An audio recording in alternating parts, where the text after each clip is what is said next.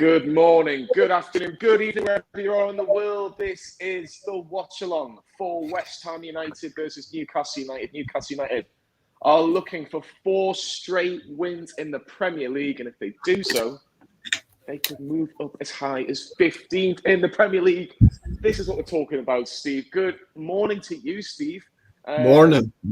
Good morning, America. That's what we'll go with. Good morning, America. But Steve, you've got the lucky shirt on. You're drinking the lucky drink. Tell the viewers what you're doing this morning. Just waking up, watching some Newcastle. This has always been my favorite kickoff time, the 7:30 games, because I love just getting up early, and it's every Saturday. They've got a 7:30 game on, and there have been some really, really good ones. Not just Newcastle, but just I don't know, something about 7:30 kickoffs. They just kind of hit different. So that's where I'm at. So I'm just chilling.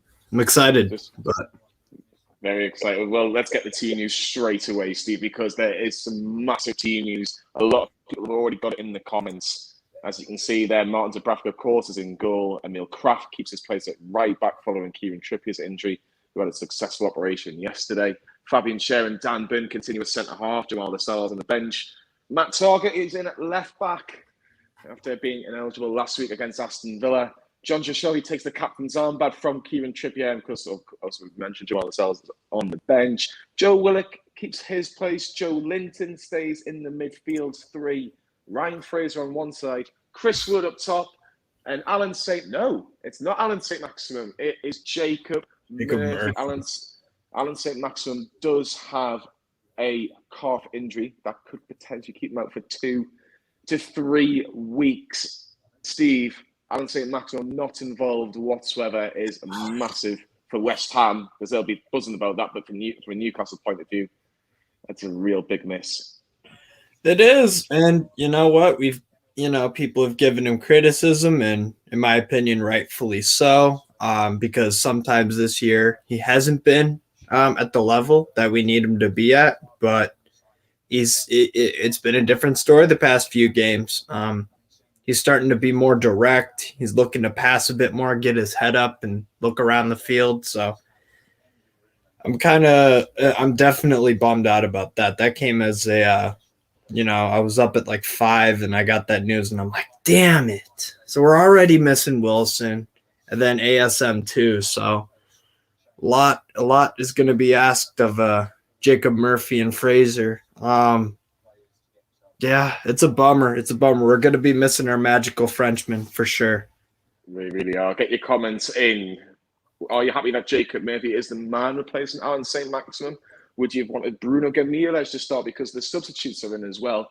Carl Darlow, Paul Dunnett, Jamal Lascelles, Federico Fernandez, Lucas de Ball, Miguel Almiron, Sean Longstaff, Bruno Guimaraes, and Dwight Gale. So it's a stronger bench. Obviously, no saint-maximin, no Wilson, Trippier. 3 massive misses for Newcastle, but a big chance for Jacob Murphy. Do you think that Eddie Howe, Steve, has gone for somebody very similar in terms of, Murphy has got that pace, maybe not as skillful as saint-maximin, but it's not too different. Obviously, the quality is a little bit different. There's not too different in terms of personnel.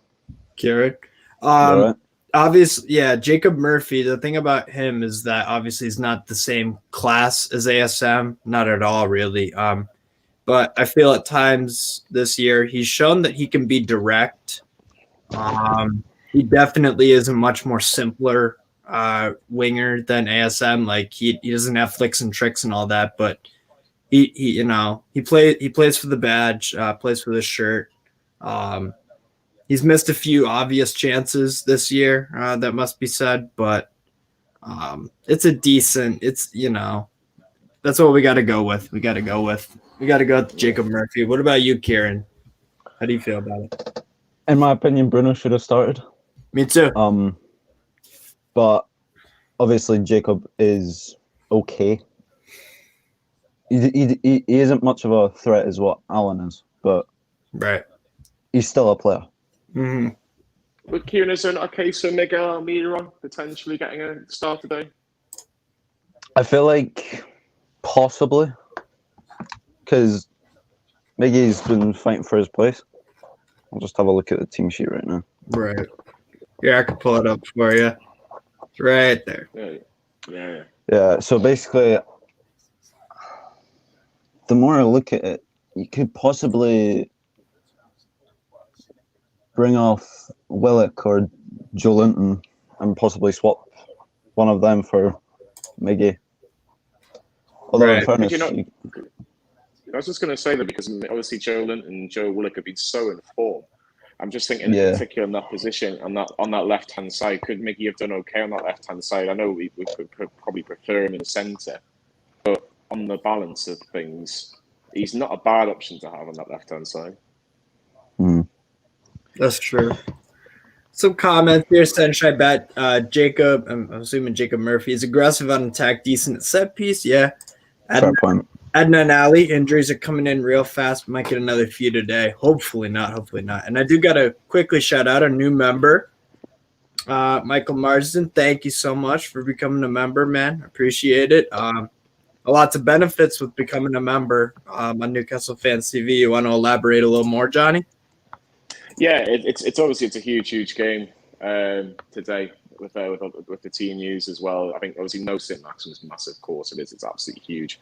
But this West Ham side in particular, it's for me, for this West Ham side, it's beatable. It really is beatable. Yeah. They've only won one in the last four. Obviously, they've had a fantastic season so far. They're sitting in 5th place. You know, they're doing a really good job. But obviously, with everything that's been going on off the pitch in terms of West Ham and Kurt Zouma, it obviously has affected them to an extent on the pitch because obviously only one win against Watford. I've actually got Eddie Howe on my screen now, so I've got the subtitles in, so I'll see what he's been saying about Alan Saint-Maximin as it goes along. So I hope, Steve, if you can take it from here, just so I can hear what Eddie Howe was trying to say. Right. Stuart Gatsy, one of our members too. What's been going on with Miggy Almiron? Worse than Murphy? I don't think he's played as well as Jacob Murphy, to be fair. I think that's the correct decision. Adnan Ali, Eddie doesn't rate Bruno. I don't know about that. I don't know about he doesn't rate him. I think he wants to just keep the morale of the squad because it is a difficult choice. Like when you win, bring out a midfielder that was part of that winning performance. I get that. I just don't think we have the luxury to have our £40 million marquee signing from Lyon sit on the bench for all these games until it costs us 3 points or a point. But we'll see. Like I said last week, or not last week, sorry. It was last Sunday.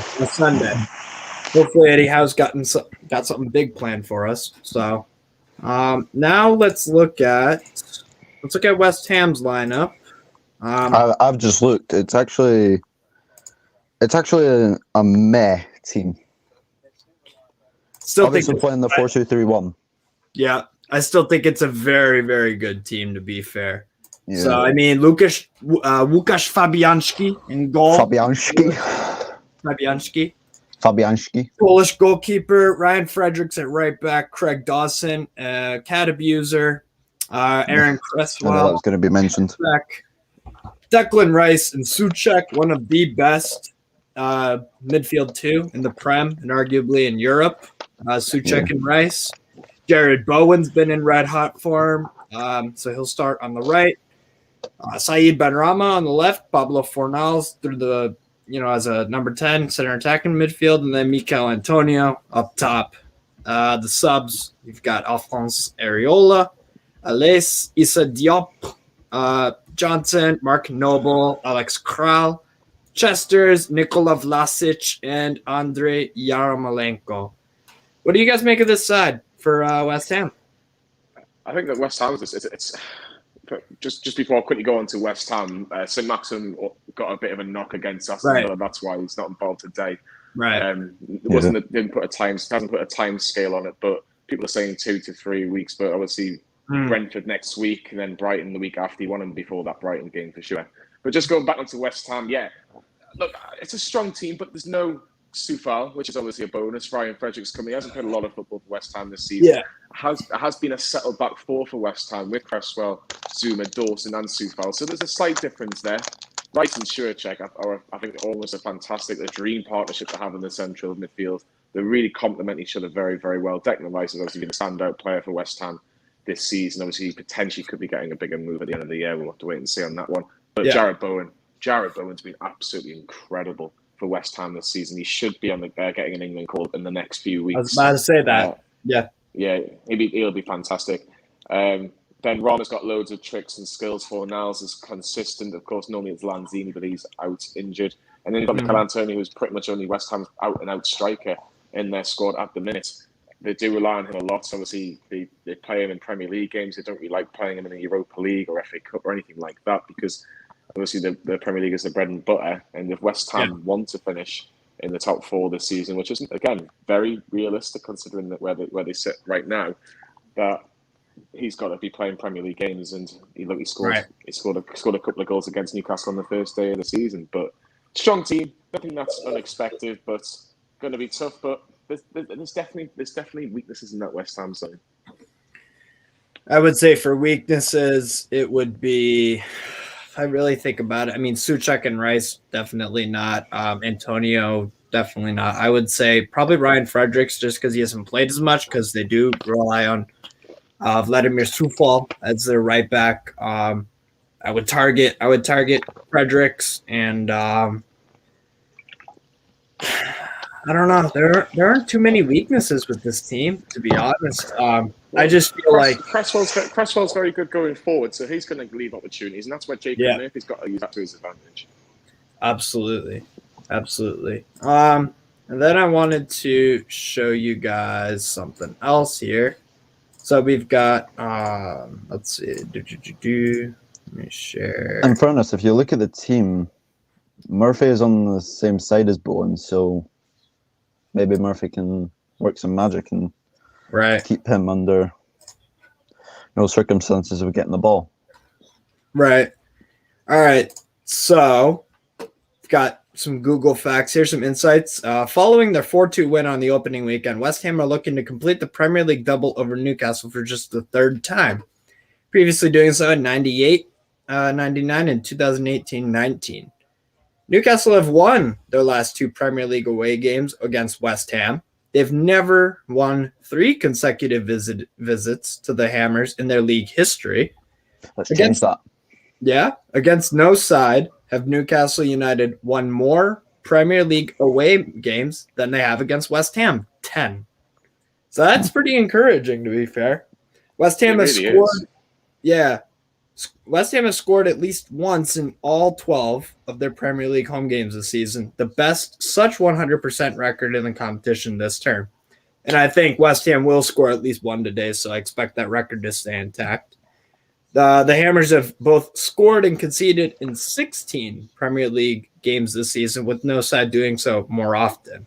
So both teams to score looks likely. If you're going to put a bet on, I would look at that, and I might, to be honest.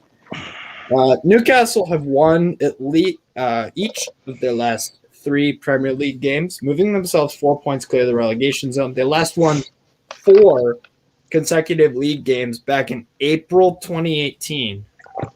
Wow. Murphy's going to get. I'm just looking at the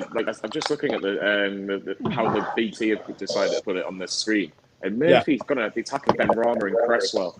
Rice is going to have to do a lot of chasing just to obviously stay in position. He's going to be a bit more restrictive in that sense. But for Newcastle, one of the biggest improvements from Newcastle has been defence. Now this defence obviously is a lot different from the last couple of games. You've got Emil Kraft on the right back, who I would say he was a bit fortunate, or very fortunate rather, to get away with Aston Villa not scoring last week. Yeah, he was out of position and there was a bit of a weakness. But Matt Target come back in.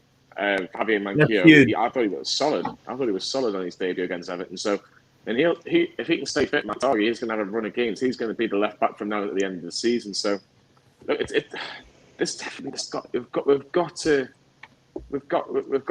to be able to take advantage of this today, because we've got a good record against West Ham, genuinely. Especially away from home. 10 wins more than any other Premier League side we've come up against. Yeah, it was funny you were mentioning before about how West Ham in terms of the betting, obviously both teams to score. I was looking at this one with some betting, some of bookmakers, and Newcastle are 4-1 to beat West Ham today. I've never ever seen odds like that where Newcastle are 4-1 to beat West Ham. No disrespect to West Ham, but Never in my wildest dreams would I'd ever see would be 4-1 on, 4-1 against rather. But right, going to be interesting. What are your predictions, guys? I'll start off with you, Johnny, because I still got to make up my mind. To be fair, look, I'd take a point right now. If someone's offering me a point, I would take it. But we've got momentum. We'll be confident. West Ham will be looking at this game thinking we've got to win this game because they'll be thinking at home to a team that's just out the bottom three. We need to be winning. I think it's going to be tough, but I'm going to go 1-1. I think Newcastle can get a point. I think they've got to be strong defensively. I think Dan Burn, Fabian Schär have got to be leaders out there. Matt Target, Emil Kraft, you've got to do your jobs. Get the blocks in. Don't let it make it too easy. But look, I'm going to go 1-1. Kieran, what about you? I think I'm going to be ballsy. I'm going to say a 3-2 win to us. I've seen that before. Christian Atsu scoring as well. Remember that day? Yeah. Now, I was originally going to say this man to get a brace, but I saw the news he wasn't going to be there. So, yeah, to be honest, I feel like, if Willock gets off and running, he'll score the day. Yeah, and I feel like that's a big definite. Yeah, that's a big definite. And I'll let Bowen score, but we'll get the win. So let's hope for the best. Okay, I won't. I think I'm gonna actually go with. Let me think here. I'm gonna go. 2-1 Newcastle. Let's go. I just think that West Ham have dropped stupid points at home to inferior teams of recent. In fairness, if you look at the Leeds game where they lost 3-2, Leeds were all over them. Yeah, like they wouldn't give them a breath of fresh air with the ball. Like Jack Harrison was all over the place. Yeah. Then Leeds are at home to us. We come along and just get out of here. Right. It's going to be interesting because, like I say, all the pressure's on West Ham. There's not really a pressure on Newcastle today because Newcastle have taken 10 points from the last 4 games, 11 from the last 5. And then you look at who the teams above us, below us rather. You look at the 3 teams below us. Who have they got? Like Norwich, Liverpool away. Liverpool, I would say, comfortably will win that game. But again, I can't see Norwich winning that game. Aston Villa, Watford. Yeah, Aston Villa. Look, I don't think Villa will be that bad as they were last week against Newcastle. I think Villa at home in front of their fans. They've still got a very good squad, and Watford can't buy a win for love nor money. I'm not necessarily. I'm not looking at and thinking, right, can these teams win today? I was thinking if Newcastle can get a draw, it kind of matches. I don't see Watford winning today, and I don't see Norwich winning today. The only one that I've got a slight niggle, and that's like worry, is Burnley, because Burnley have got an okay record at Brighton. It wouldn't surprise me. I think that'll be 1-1. But Brighton and Burnley will be 1-1. Yeah, I would agree with that. I think Burnley could potentially get something today, and if that's the case, if we can match it and get a draw today, it doesn't make a difference. Burnley have keep the distance, 4 points. Yeah, Burnley have got to win games. Burnley, like I said, I think Burnley. How many points are they behind us now? They're 7 points behind. They are. I'll have a look. They are 7 points behind us. If we win today, we're 10 points away from rock bottom. Yeah, that's huge. It's huge. But the thing is, I look at today, if we win today, we're in that little cluster. If you're Brentford, you're Leeds. I know we're a point off Everton, so we'd be above Everton. We'd be above Leeds if we win today. So I kind of see us a bit more comfortable. I feel like I know Brentford is struggling, but Brentford got the points, haven't they? The thing is, obviously, if we win today, we go 15th. That puts us on joint points with Brentford. We play Brentford next. Huge game. Cal's asks, where can I buy the top left? Is he talking about this?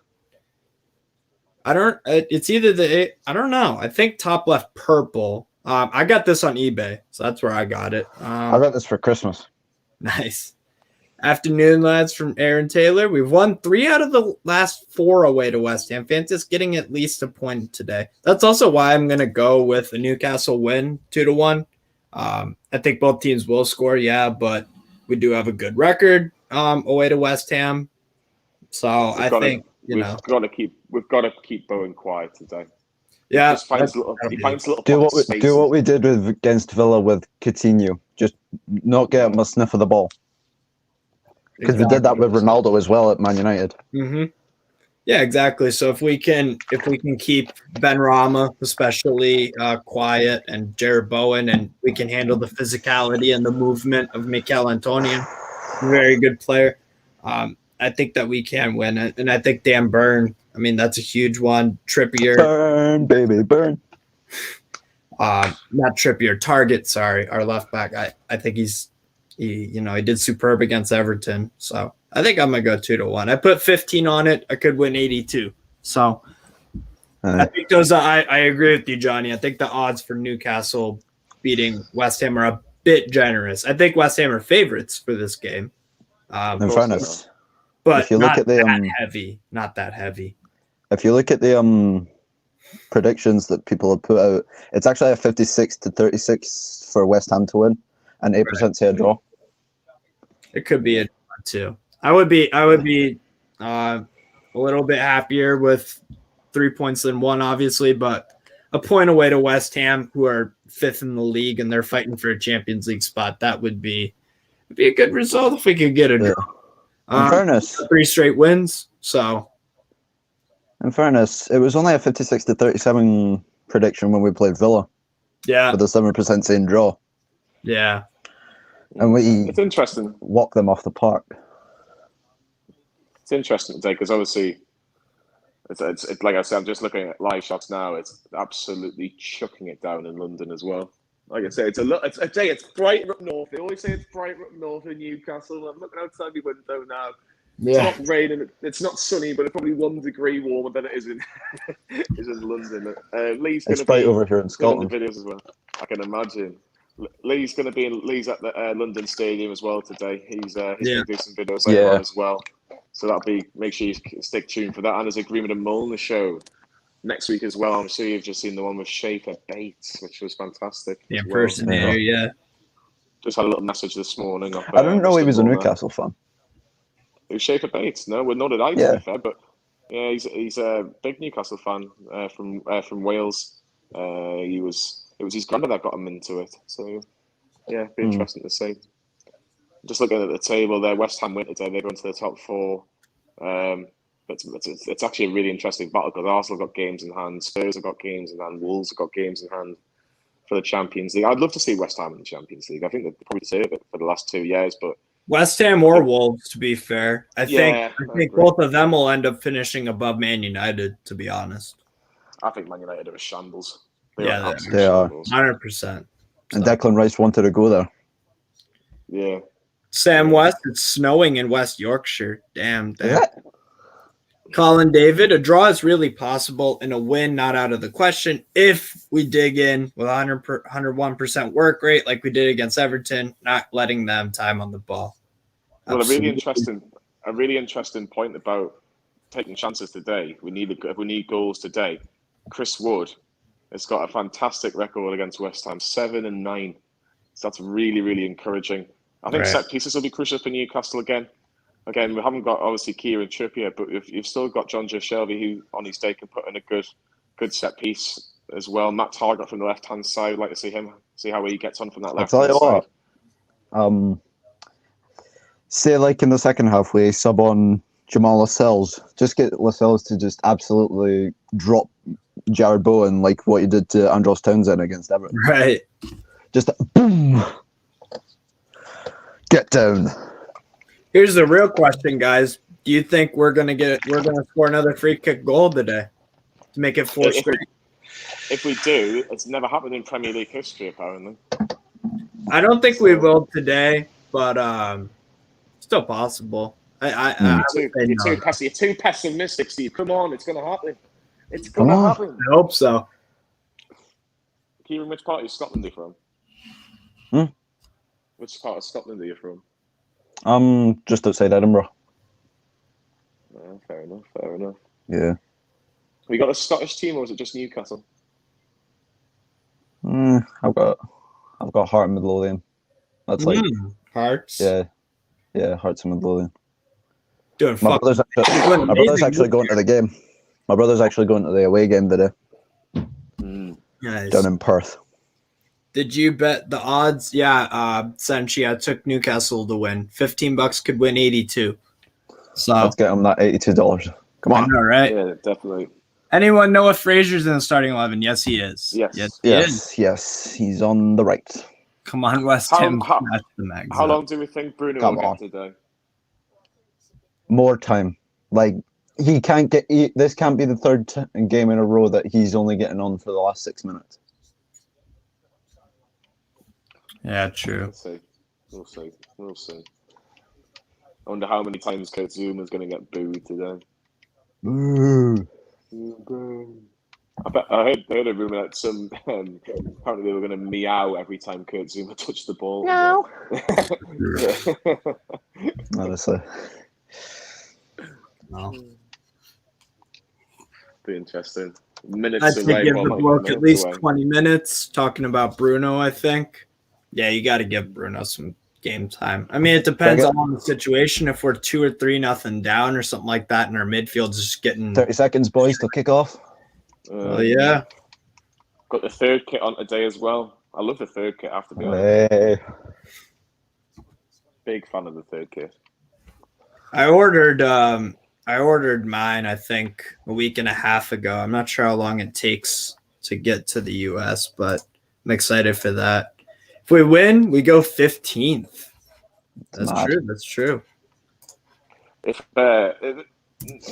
just said before, Eddie Howe's last game against David Moyes, the manager, was West Ham versus Bournemouth. West Ham won by 4-0. Yeah. That bodes well, doesn't it?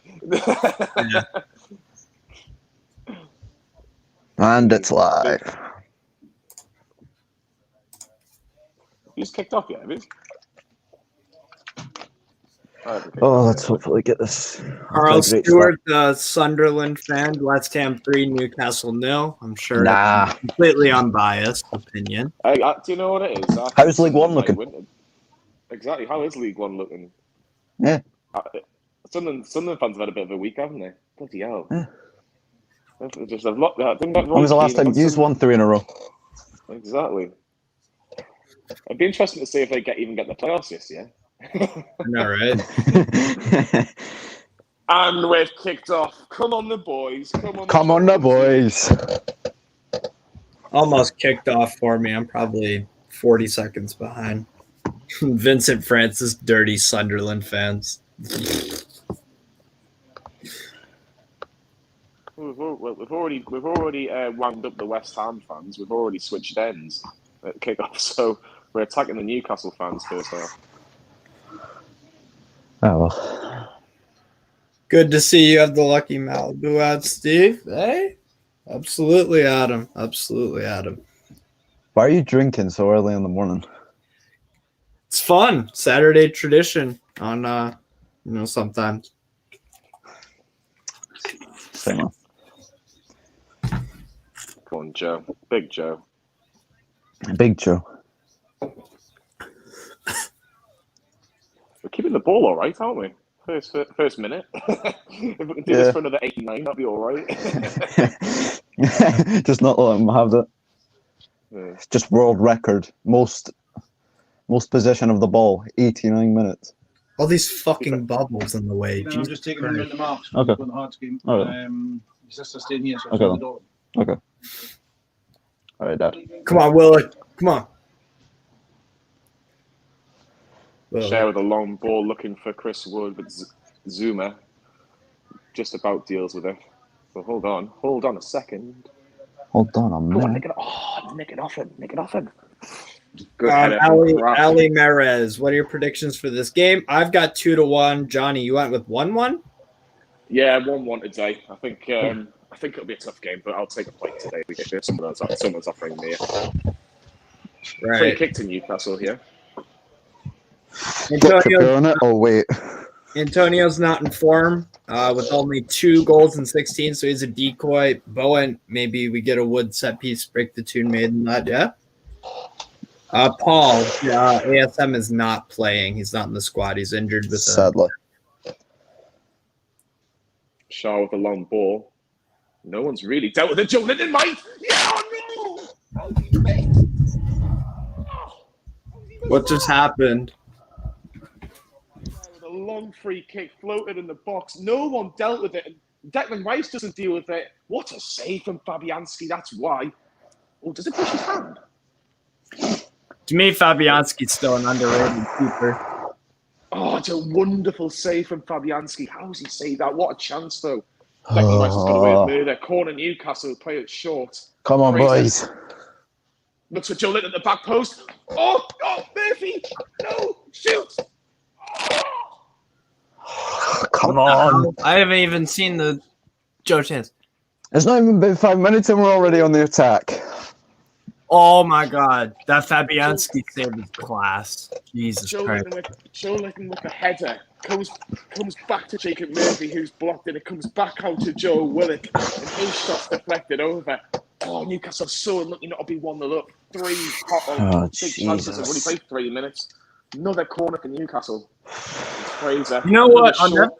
On that first Joe Linton chance, I give him a lot of credit because not only he actually got kicked in the leg, and in midair, and still managed to like find his feet. So that was actually pretty damn impressive, to be fair. Because a lot of times when Joe Linton gets in the box, he just another corner for Newcastle, I think. Yeah, it's another corner for Newcastle, but. Oh, come on, try the magic again, boys. Come on. No, it's not. No, it's not a corner. Sorry to throw in. I thought about it for a corner. It looks like it's going to be a long throw from Emil Kraft. Oh, my God. What a start for Newcastle. Just need to get a goal. That'd be good. We could just get a goal now. Ali Mahrez, Newcastle are doing really good since they made all the signings, yeah? Yeah. Here we go. Long That's why we made them. Emil Kraft. Cleared away by West Ham. But it's actually a foul throw from Emil Kraft. Well, that bodes well.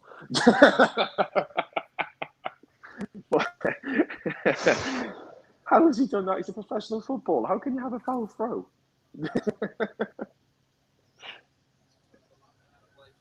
Dear me.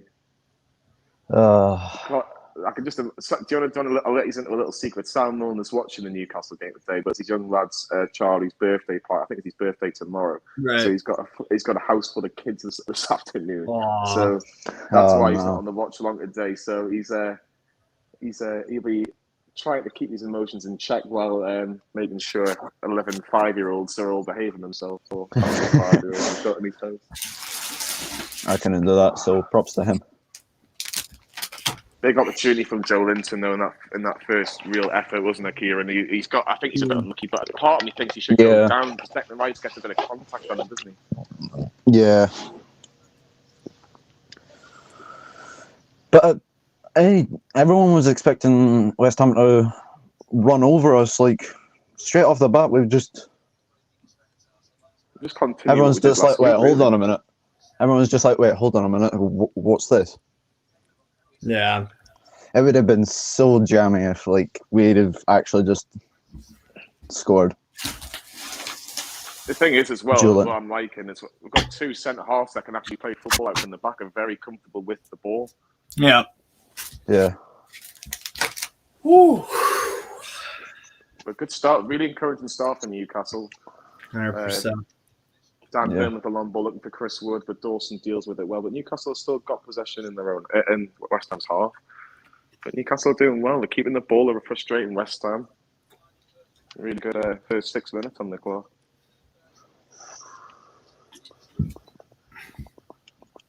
Adam Bell, what's the situation with Maxi? Just a slight bump out for a few weeks. Yeah. He'll be all right. Share with a long ball. Yes, Bruce with the fun 88 turn. He didn't start the year. We gave up 4 twice. Come on. Really, really encouraging. This really encouraging for Newcastle. Had the majority of the possession through the first 6 minutes ish of the game. 76-23 for us. Whoa. West Ham haven't had the ball in our half. Really at all? That's what we need. That's what we need. We need to keep anyone away from a high line. Yeah. I bet you Declan Rice is actually happy because he's not getting played off the pitch. Mm-hmm. by Being shared looking for that Alan diagonal ball. Saint-Maximin. That target. Can you get the cross in? You can. Looking for Fraser. Well, it blocks off Wood.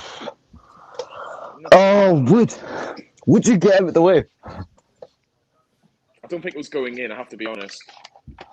But it's good play down the left-hand side. Murphy plays it forward to no, I don't think it's going in from Target's cross. Looking for Fraser at the back post. And yeah, it's going well wide. I think it's actually Joe Willock that hits it in the end, maybe. But See, I told you, Joe Willock will get off and running. You'll score at some point. It's true. Newcastle starting really He scored the last well, time we played them. He actually won it for us.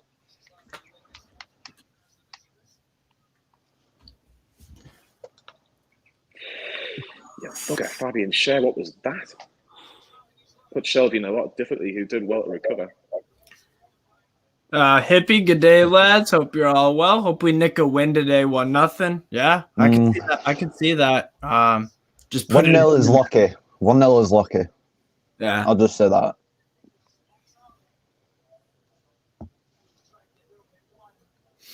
$79 to 21%. That just tells you everything.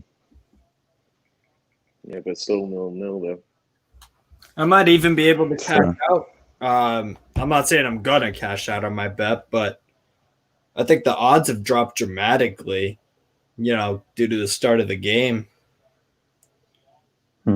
I took Newcastle odds at the decimal, so it's 5.5. So I put 15 times 5.5, 82.5. But check the odds right now. Newcastle's at 365. Yeah, but still very early on. Like, obviously, Newcastle have started well, but it's still That's very an early entire on. year. Go on, Chris Wood. Oh no, he's giving a foul. I got it. If he didn't give the foul there, Fraser's through on goal and just been taken out. Yeah. He's been hitting the head a little bit. It's been given a foul because Chris Wood's shoved the defender in the back, but from that little flick on, is a foul. The little flick on, no, he doesn't actually get him in the head, but he does catch him, and I think catch him in the arm. It's a bit of a nasty one, really, but yeah, obviously the fouls are the first one. Hopefully he's okay because it looks like he's hit his shoulder a little bit. Is he okay? I hope he's all right. That was nasty. That looks nasty. What's happening again? Carry on. Basically, Woods won the flick on, but it's a foul. He's kind of shoved him in the back a little bit, and Fraser's just beaten Dawson, but Dawson's fouled, and obviously, yeah, I don't think it was intentional. But West Ham have got a chance here, playing the advantage. Ben Rama, in and out, but Dan Burn does really well. Newcastle clear, but yeah, Newcastle are doing okay. They're doing okay. Yeah. West Ham has sort of just about woken up, but again, I don't think it's the start that David Moyes would have liked to see from his West Ham side. Well, that's the thing. Whenever West Ham lose games, Ben Rama, Antonio. Great block from Matty Target. Got away with it, Emil. So that's what we need. We need the new signings. Get into them. Joe Linton, be careful. Not there. Did you see Joe Linton? Antonio cleared. Got to do so much better. Joe Linton's at fault there potentially with giving the ball away. Emil Cliff as well. It was a great block from Matt Target. Antonio was going to have a shot in the box there. Yeah. Did you see the clip after Trippier's celebration? Dan Burns just behind him and he's just looming over him. Like, ooh. Because the height of him is just scary. And then you see, and Fraser just up. Just barely getting above him. Oh, Shelby could be booked here, but Ben Rama's through for West Ham. Imagine the voice JT999. Imagine trying to say 1-0 was a lucky win against Villa. We had Villa all over until we got a few injuries. That's true. No, we definitely earned those. We earned that win against Aston Villa, I think. Aston Villa. I'm just trying to think. Will John Joe Shelby get a yellow card here? Because it was a bit of a naughty challenge. But West Ham had just woken up a little bit. Newcastle putting a little couple of fouls there. So, but was it a handball from Matty Target? No, it wasn't. It was off his backside. So it should be absolutely fine. I hope John Joe Shelby hasn't been booked. I hope he's just getting a talking to. I don't think he has been good, which is good. Because he came in with a late challenge on that in the middle of the park. West Ham's certainly woken up. Emil Kraft needs to wake up. I don't think the free kick was there, mind like.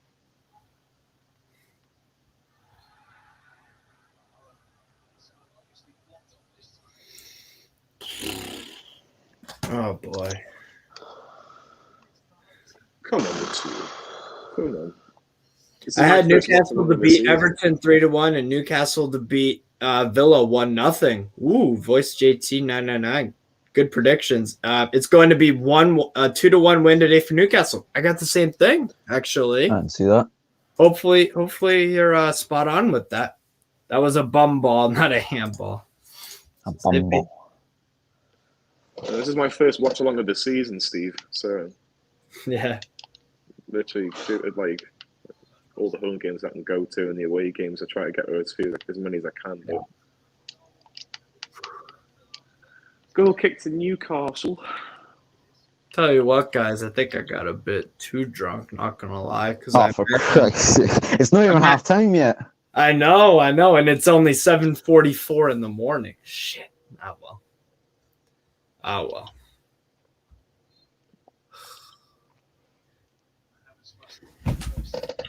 Oh yeah. Oh God. Jesus. You almost fell off your chair there, Steve. Lewis Archibald away the tune. Away. Yeah.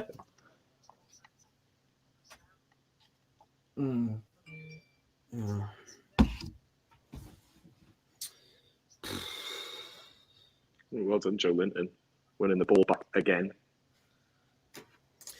West Ham aren't as effective at home as they are away. Bit of hope there. Exactly. The thing about West Ham is that I think they play extremely well against top sides, like sides that, they beat Chelsea 3-2, beat Liverpool, I believe, at home. I think that, they beat Man City on penalties in the Carabao Cup 0-0.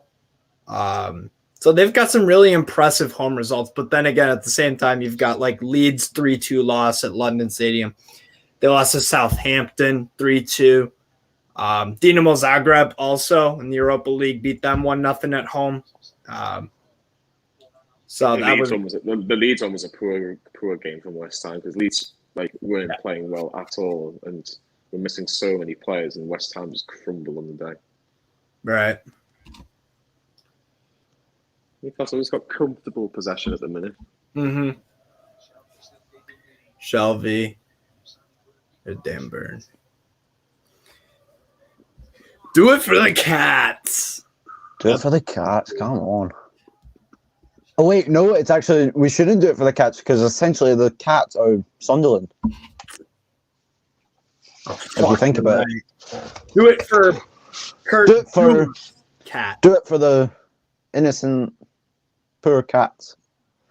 Yeah. That are not in League One and can't win a game. I know, right? Right, so Emil Kraft has got a throw in here. All I want him to do is to make sure that he takes a proper throw in. And he doesn't give away a silly foul. Exactly. Come on, Emil. Let's sort this out. Come on. Yes, we've done better. We've done a little bit better. I wouldn't go as far as better. Oh, give over. It's never a foul. There'll be a lot of Man United fans, a lot of Arsenal fans, a lot of Tottenham fans and Wolves fans hoping that Newcastle can do them a favour today. If Newcastle can get a result. Right. How the hell is it 15 minutes in already? Time flies when you're having fun. Amen, dude. Fuck yeah. Emil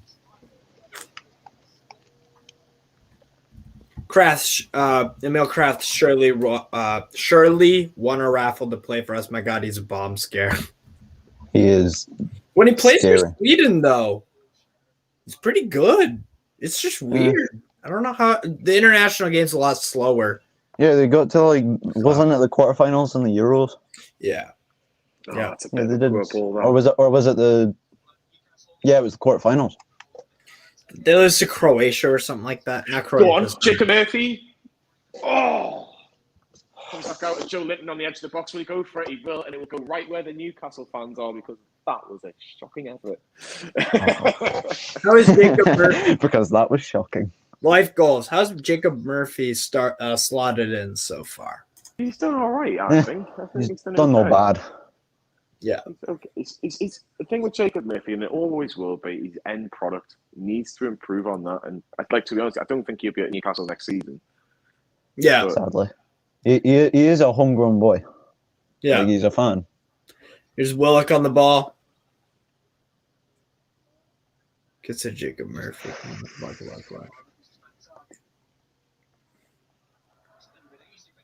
I'm telling you what, we're getting in behind that defense. That's like We still have most of the possession. Yep. The thing is, I call what we've got at the minute, I call it pointless possession. Because West Ham are very happy with Newcastle having it there. They're not bothered.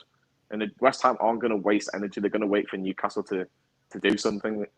Like I say, it's possession, but it's pointless possession unless you do something with it. Yeah. I need something from somewhere.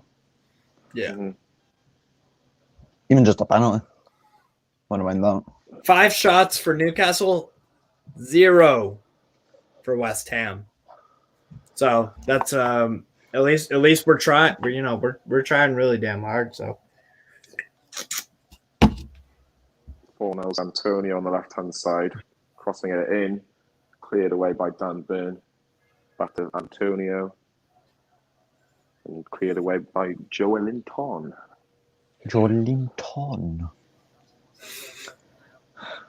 Oh, We'll be back in a second, ball lads. from I'm going Declan to Rice. go for a bathroom break. Jared Bowen, what a save from Dubravka, or might have hit the crossbar. Oh, there's a shot for West Ham. Commentators purchase. I'm going to go for a bathroom break. I'll be back in 5 minutes. I think it's a hell of a Antonio save by Dubravka. It's Declan Rice with the crossfield ball, headed from Fredericks. Bowen with the chance. Does Dubravka get the tiniest tip onto the crossbar, or does it just hit the crossbar? No, it does. What a save. Big save by Dubravka. I haven't seen it yet. Shit. Is Kieran's mic still on like that? Because I can see it, hear an echo. Yes, no. I put it on mute for a sec, yeah. Corner to West Ham. Oh my God. Cleared away by Newcastle. Willock's doing well again. Well done, Joe Willock. Go on, that's a booking every day of the week. Twice on Sunday. Fredericks. Yes. You've heard me say that before, Steve, haven't you? I have. Willock's done really well. Fredericks knows what he's doing. Blocks him off. Yellow card.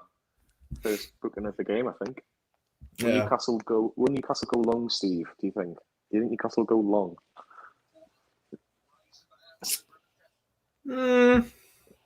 Wait, go long? Well, they've gone short. The Shelby will go long. Yeah. Look at the share, but it's not the best clearance. Joe Linton crosses it in. Murphy's header cleared away, but not. That should have been so much better. Dan Dern again winning the header. Chris wants Sully. Antonio has Shar in his pocket. We can definitely get these on the set pieces, crosses, corners, just any sort of set plays. Newcastle can do really well here. Yeah.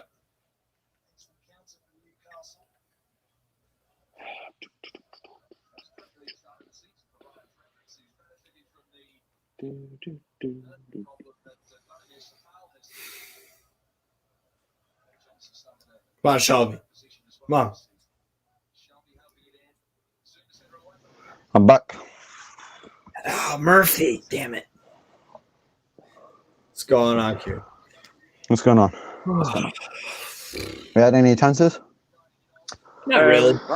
We had a free kick and a little bit of head tennis, but just a proper chance again. David Moyes getting a bit frustrated watching his sides at the minute. I think. He always Eddie gets Howe will be frustrated. pleasantly happy. I think Eddie Howe will be pleasantly surprised. Toon Army 89. Yes, ASM is injured. Yeah, but it's not too much of a big injury. He's just yeah.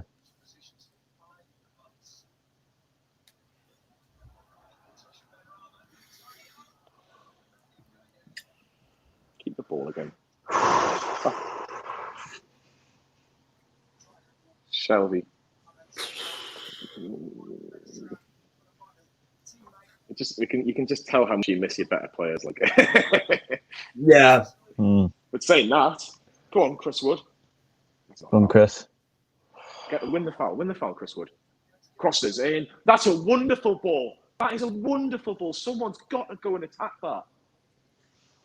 That's so well played by Chris Wood. I'm at 22-20. I haven't seen it yet. We'd be up 2-0 by now if Kieran Trippier wasn't injured. See, if I'm Jacob Murphy there, you've got to be going for that.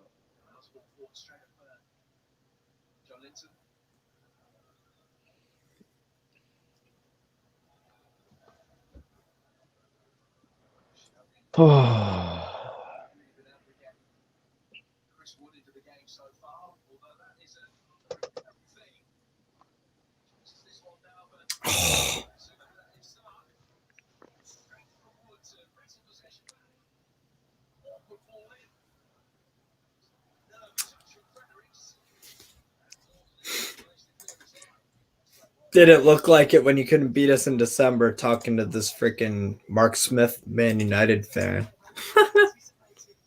Yeah. Hey, at least our club is in a crisis right now with our captain. Man United are in a mess at the minute. Yeah, at least we can back our captain. They always will be under the Glazers. Glazers are fucking awful owners. Do Glazers own something in America? Yeah, Jay Glad. So. Yeah, they're American. Yep. No, what did they own? Like an NFL team in America or something? Like that? Yeah, the Glazers own the Tampa Bay Buccaneers. All right. And it's the Arsenal owner that owns LA Rams, isn't it? Yeah. Yeah. So he'll be the one in the Super Bowl money. Are the Tampa Bay Buccaneers any good or no? Yeah. Absolutely. I mean, they won the last year's Super Bowl. Yeah. I'm not a big fan of American football, I have to be honest. Sorry, Steve. I barely watch it in tennis. Sorry, Steve. That's all right. No worries. The voice JT999 got a funny feeling Wood is going to score today. I hope you're right. Mark Smith, hopefully. I hate to tell you, buddy, but it's not looking like a 5-0 Hammers win. Nah, especially since we have 64% of possession. So, Fraser. Go on, Joe Lindsay. We can do a little bit better this time. Murphy shot over the crossbar. Oh. Adam Bell asks us, please sum up the first 25 minutes. Okay. I would say that we look like the team more in control of the game. We're not allowing much time for Jared Bowen to get on the ball. Antonio's trying to cause some chaos with the runs and stuff, but he hasn't been a factor in the game. We've had to be 1-0 up, really. Yeah. 2-0 up, put it that way. We had Trippier, he just scored both. All right. Fraser, go. Fraser, go. Joe.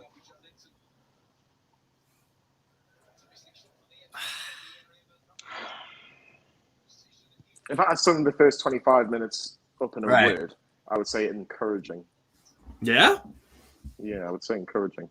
That's a great little turn. Great little turn. Go on, Willock. And again. Murphy in the box. Looking for Matty Target. Oh, just can't do anything going forward. It's annoying. Great. It's great play from Willock, to be fair. Like, yeah. Willock will score. I'm gonna stand with him this game, and he'll score at some point.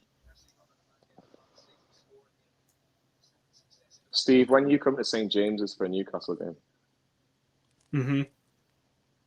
when you're coming up for it, I think next year probably. I don't know though. I don't know. We'll see what happens. Let's all go to the 9 and just have a drink. Yeah. Whoa. Shearer's one. Come on, boys. We're better than this. Oh. We're better than this. Chris wants Sully. We get forward okay, but we're very blunt in the final third. Yeah. Tiger Steelers need Bruno, need the spark. Absolutely. Bruno will come in 65th minute. Steve, I've never watched a lot of Lyon, and I know you obviously watch a lot of football. Would you say that Bruno Guimaraes would make an impact straight away in this team? I would say so because, looking at the way he plays with Lyon is that he usually either plays as a center midfield or, CDM. He wins lots of fouls more than he concedes.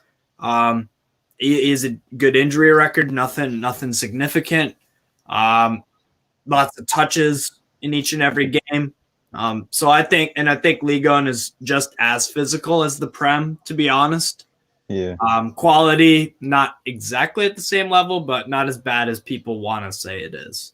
Yeah. And he's an Olympic gold medalist. What? He's an Olympic gold medalist. Foul. No way, man. I swear to God, referees are absolutely crap. Do you think Newcastle will get Botman in the summer? I think it's between AC Milan and Newcastle. We're still in a talk for Diego Carlos from Sevilla. Yeah. I would rather Botman because he's younger. Me too.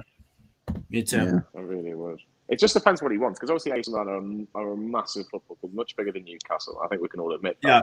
But yeah, it's just whether he thinks he can do better at Newcastle, if he can believe in the project. And that's what the owners have got to tell him. They said, look, we can't compete historically with AC Milan, and we're not going to. But what we can say to you is, look, this is what we want to achieve in the next 5 to 7 years. We want you to be a part of it, and you'll enjoy yourself, and you'll get paid well for doing it as well. So yeah, here's 120 weekly. Yeah. You know what I mean? So you like to say, I would imagine Maxi's probably the highest earner at the football club at the minute, or maybe Kieran Trippier. So he'd probably be on that sort of money. Alan earns 83,000 a week. Kieran earns 100,000. Yeah. Which, in fairness, if Steve Bruce was still in charge, giving away those demands, no. Steve would just Steve would just be like, "Here you go. Here's 25,000 in a packet of crisps." I know, right? Do you know what it is? This is why I don't do watch-alongs. This is why I don't do watch-alongs. I get so emotionally involved. Would PIF you're a fan. AC Milan and form an alliance affiliate deal to Newcastle? No, because I don't think so. I think PIF were interested in buying Inter Milan, but not AC Milan. But yeah. Imagine having 2 football clubs under your. Right. Team's doing okay. No. So, right, just how is that a foul? Give over, man. I'm sick of this one. Emil Cross being yellow carded. How's the team doing in High Lads? Says Mike Elliott, our member. Team's doing pretty good. We're hanging in there with West Ham, to be fair. Maybe there's a yellow card, actually. Belly 81. Why go to Milan to be part of history when you come to Newcastle and make history? Well, to be fair, AC Milan are doing very well for themselves. I think they've got some world class play. Teo Hernandez, I think, is a top 5 left back in the world, at least offensively speaking. I love Teo Hernandez. Franck Kessié, good midfielder. Tonali, Olivier Giroud, still banging in goals, and Zlatan Ibrahimovic still contributing. Rafael Leao too. I love Rafael Leao. One of my favorite players to watch, to be honest. 1-0. Craig Dawson. Really poor defending. Yeah. Really poor defending. Oh, come on. Free kick from Aaron Cresswell. And Craig Dawson with a free header. He's not going to miss from there. West Ham 1-0 up, and they don't deserve it, if I'm honest. But they do deserve it in the sense that they took their chance and scored. So bitterly disappointing. I'll say, is he offside? That's the only hope. I don't think he is. No, he's not. It's actually borderline appalling defending for Newcastle United. The fantastic delivery from Cresswell, but absolutely appalling defending. He has just ran straight through like a knife through butter with a free header and no chance for Dubravka. Fuck me, dude. That is absolutely shambolic defending. Shambolic. Eddie Howe looks absolutely dumbfounded, and I would as well. That is absolutely pathetic defending. That is. 1-0 West Ham. I'll tell you what, they haven't deserved it, but if you don't take your chances, you don't ultimately deserve it. Yeah, really poor defending for Newcastle. Dubravka can do nothing about that. We're certainly not out of it, but it's just absolutely shocking defending. And again, West Ham score a goal at home. They're the only team in the Prem to do so. So the important thing now for Newcastle is just to stay in the game until half-time now. We've got to just stay and regroup. Yeah. I think if West Ham Mike, everyone thought Bruno would have started. I gotta go to the bathroom so fucking bad. Jesus Christ. I gotta make it quick though. I don't want to miss a goal. You'll be lucky. Like I say, Kieran, you've seen the goal. It's so poor defending, isn't it? Yeah. It's really weird because we still have most of the possession. Like I say, I don't do it for the greatest of respect. You know, yes, Man City have a lot of possession most of the time, win games, but sometimes they, fair point. You've got the difference is you've got to use your possession wisely. Like I'm watching the goal again here, and who's marking him? No one's really marking him at all. They just let him kind of just run off him. It's really poor. Like, to be fair, like, it's a great ball from Cresswell. It really is. It's a fantastic ball. But why are we not even like it's zonal marking? But I've never been a fan of zonal marking. I'd rather you go man for man a little bit, especially for like the West Ham. They've got Dawson, they've got Zuma, they've got Declan Rice, they've got Antonio. There's 4 players that are brutes. It's really pathetic defending. But like I say, Crack giving such a poor free kick as well doesn't help. Hey, it's 3-1, Steve. It's 1-0. Nice try, Kieran. Just trying to pull your spirits up. Steve, can you change the score on the Ah, shit, you're right. God damn it. I hate doing that one. He hates doing it when it's not us. Yeah.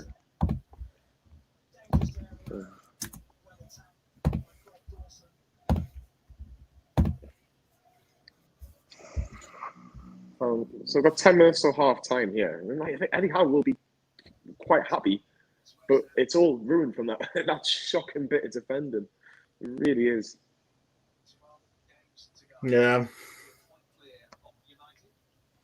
But hey ho, let's see if Newcastle can do something about it before half time. That'll be good. Yeah. I think Chris Wood needs to be more involved in this game. I think Fraser and Murphy are doing okay, but let's see what happens. Right. Craft again, Fornals. Should look for a shot here, blocked by Shelby. I was actually just thinking this. Lewis Kraft needs to go in the summer. Yep. Mm-hmm. Murphy. Fraser down the left-hand side, crossing in, looking for Wood. Not really done anything there, Willick. Oh, the youngster was so lucky there. Wood was a little bit brave there, you know. Yeah.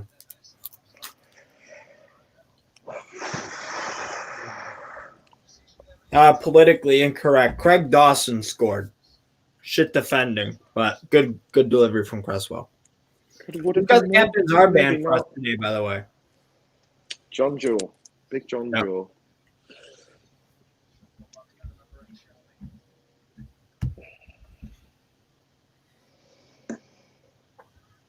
Kraft is seriously pissing me off. Because then SG Swamp. Yeah, me too. They're targeting that right-hand side. I will always remember Sam Milner saying that Neil Kraft is our best right back in a back four. And I was like, I was just completely shocked and dumbfounded. Is he offside, Antonio? Well, he's not at the minute. Fucking hell, Joe Linton, well done. Can show a little bit of ambition going forward and actually doing something. Yeah.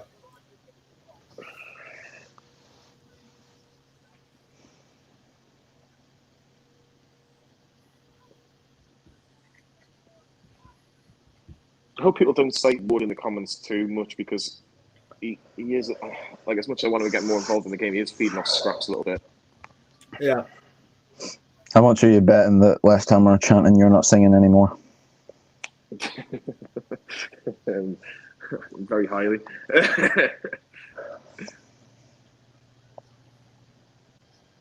Well done, Matt Target. Come on, Willock. Started well today. Fraser's in a bit of space. Good touch, Joe Linton. Just evaded. Fucking. Come on. Just be a little bit quicker. Be a bit braver. Don't think Chris Wood deserves to start. He does not get involved enough. I mean, Dwight Gale ain't going to do much better. Sorry. I don't know. Yeah. That's a defender that scored. Murphy on the edge of the box. Still Jacob Murphy. Crosses in and it's a corner to Newcastle. Oh, come on, bring something from this corner. Can you remember in the first game of the season, Jacob Murphy scored a header against West Ham? Yeah. Jacob Murphy scored a header. Imagine if he does it again. Yeah, that'd be good. Cue Jacob Murphy scoring a header on this corner. Yeah. The big guns are up. Come on, Matt Target at the set piece needs to be a good delivery. At least Gale won't be as stuff as Wood. Emil Kraft to Shelby. Is he gone? Is that not a penalty? Dan Burn, Murphy, Willock, blocked. Is that not a foul? I think Shelby was looking for it, to be fair, Mines, but don't know if VAR will really look at that, I'll be honest. But Target with another long ball, looking for Wood. Zuma does well, and West Ham are blocked by Dan Burn. Come on, Newcastle, you're playing well. You deserve to be at least level at half time. Some stupidity defending. How is it we can slap the nail in the coffin and just absolutely go at them first minute of the game? Oh, well done, Dan Burn. Oh, well done. We need to bring Bruno on second half. Yep. Bruno. He'd probably do a better job than Wood. I don't care if he's a midfielder. I think Willock's played well today. Yeah. I think Willock's played well. Yeah, I do. I think the midfielder have been all right. It's just that defense for that goal is absolutely shambolic, and we do look a bit toothless go up front. Yeah. Corner for West Ham though. Zuma, if I was to play cleared the way. I'd probably swap Shaw and Kraft and bring Kraft off for Lascelles. Jared Bowen, will he get onto his left foot? He will, but good save by Dubravka. We keep slipping up and giving Jared the most amount of chances. Jared Bowen. Actually, a really good save from Dubravka. To be fair, actually, let's get Willock up front. To be honest, I don't think that would be a terrible idea. I would rather take a chance at Willock as a striker than Dwight Gale. Dwight Gale's more of an out-and-out striker, though. That's the thing. No, but the thing is about Willock is that, like, I could see him possibly, he's a good finisher. So, same thing with, like, Joe Linton, finally finding that, I'm a good midfielder, or, like, someone at the club putting 2 and 2 together. Yeah. So maybe you just need a position change. Maybe that would be Willock's thing. I don't know. We'll see what Eddie does. He's got to react though. He has to react, but I think, like I said, Newcastle have got to go for it a little bit more. Like the thing is, they're going to get chances. Like they've got chances in the first half. They will get chances. Like Shelby with the long ball. It's a lovely ball. Wood, Kraft, cross it in. Such a poor ball. What's up? Abraxas, what's up, Steve and the boys? What's up, Abraxas? How you doing? Oh, piss off, man. We have not given Dwight Gale a chance under Eddie Howe. We need to at least try him out. I don't know. Not yet. That's what happens when you got a fucking champion. That's what happens when you got a fucking championship right back and a championship winger. Fucking shite.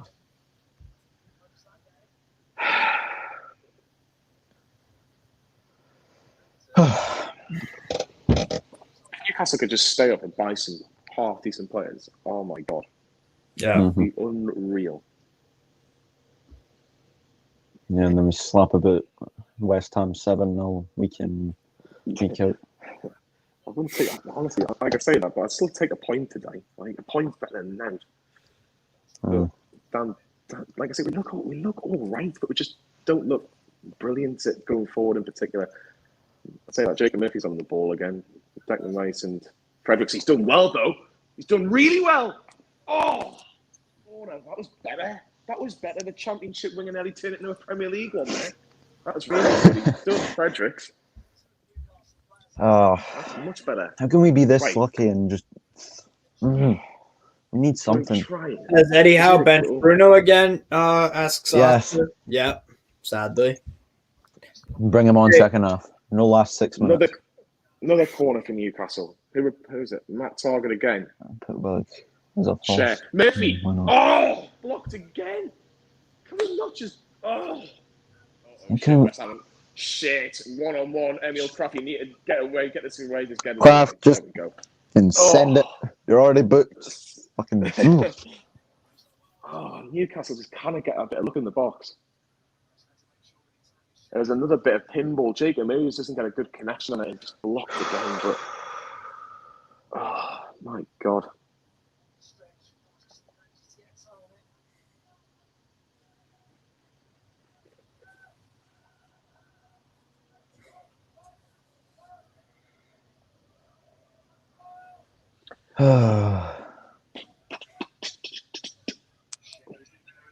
You know what wouldn't surprise me if Sean Longstaff comes on before Bruno today.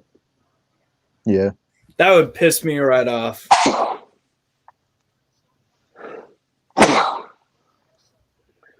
keep forgetting Fredericks is on a yellow card as well, so he can't really do a great deal. Sorry for the sneezing on there. That's no problem.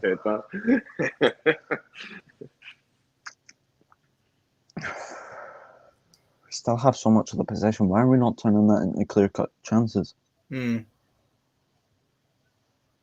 Although, in fairness, we are getting the chances. It's just that West Ham have turned into prime Barcelona. Yeah, 2 minutes of added time. Shelby got a man coming, but it's all right. Do you know what it is, Emil Kraft? Go on a little run and just get it in the box. Wood's been off straps go on a as little it is walk. anyway. Here we go. Jacob Murphy on the edge. Right, come on. Take him on. He's on a yellow card. Fraser crosses it in. Such a poor ball. He won't do anything with it. He can! He can score! That was it! Shoot me! Yes! No way. Come on. No way. No way. No way.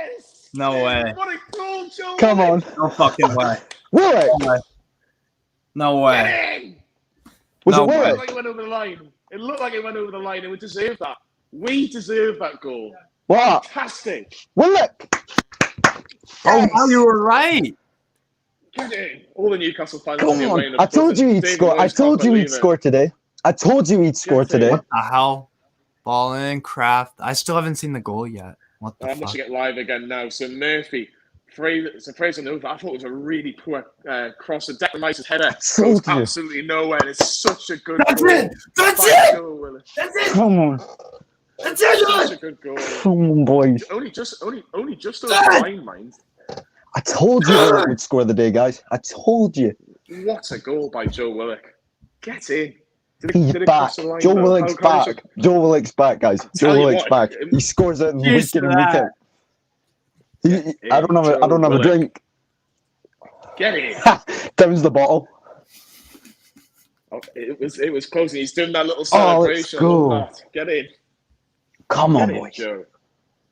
Deserve that. Deserve to be. Just come on. Only just went over the line as well. Oh, that's in. 34 seconds into the second. Both for half-time. Both 34 seconds into injury time. Half-time. Get it, boys. Half-time. Come on, boys. Come on, you Maggies. Come on, the Maggies. Another Come on, the Mags. Another West Ham game. Both teams to score. This is what we need. We need. Joe's going to go on an absolute scoring spree. Just watch. I mean, sorry to pump in, but Pablo Fornals is getting a bit of an argument with Shelby. Willock's just told him very politely to go away, as you can imagine. Go away, please. Go away, please. Get in. What a response. Come on. Just before half time.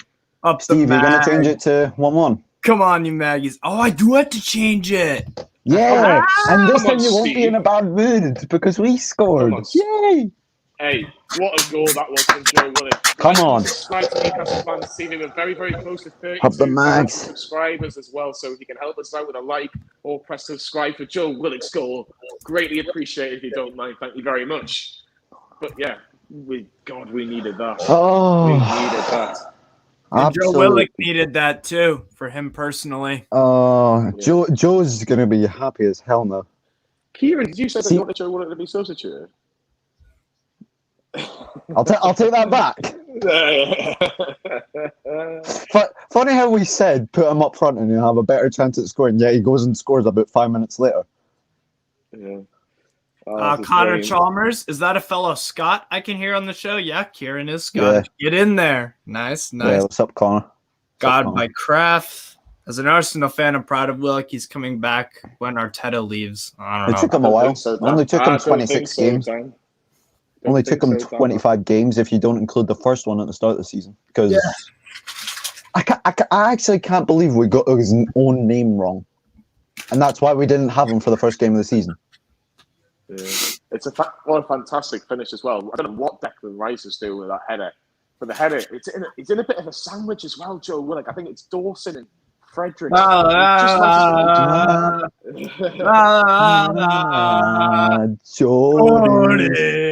Right. Stuart, what are you on about? Don't sub Willock. Stuart, I'm reading the chat down here. Don't sub off Willock. You can't do that. You can't do that after he's just scored. 2-1. Come on. Mark said he'll score again, watch. Brandon, NFTV. I'm worried about Kraft, though. Me too. Prefer Kraft to be sub off for Dummett. Or I Lascelles. can't see Dummett playing right back. I have to be honest. The only thing you could do, you could potentially put Cher at right back. He has played right back a couple of times, but again, you don't really want to. We don't have Manquillo. That sucks. Yeah, that's a bummer. What I would do is I would do what I said and just move. I would swap Kraft and Shar, so Kraft and then sub off Kraft for Lascelles. So that gives us a bit of more height because Dan Burn can only be intimidating for a certain amount of time. Right. So yeah.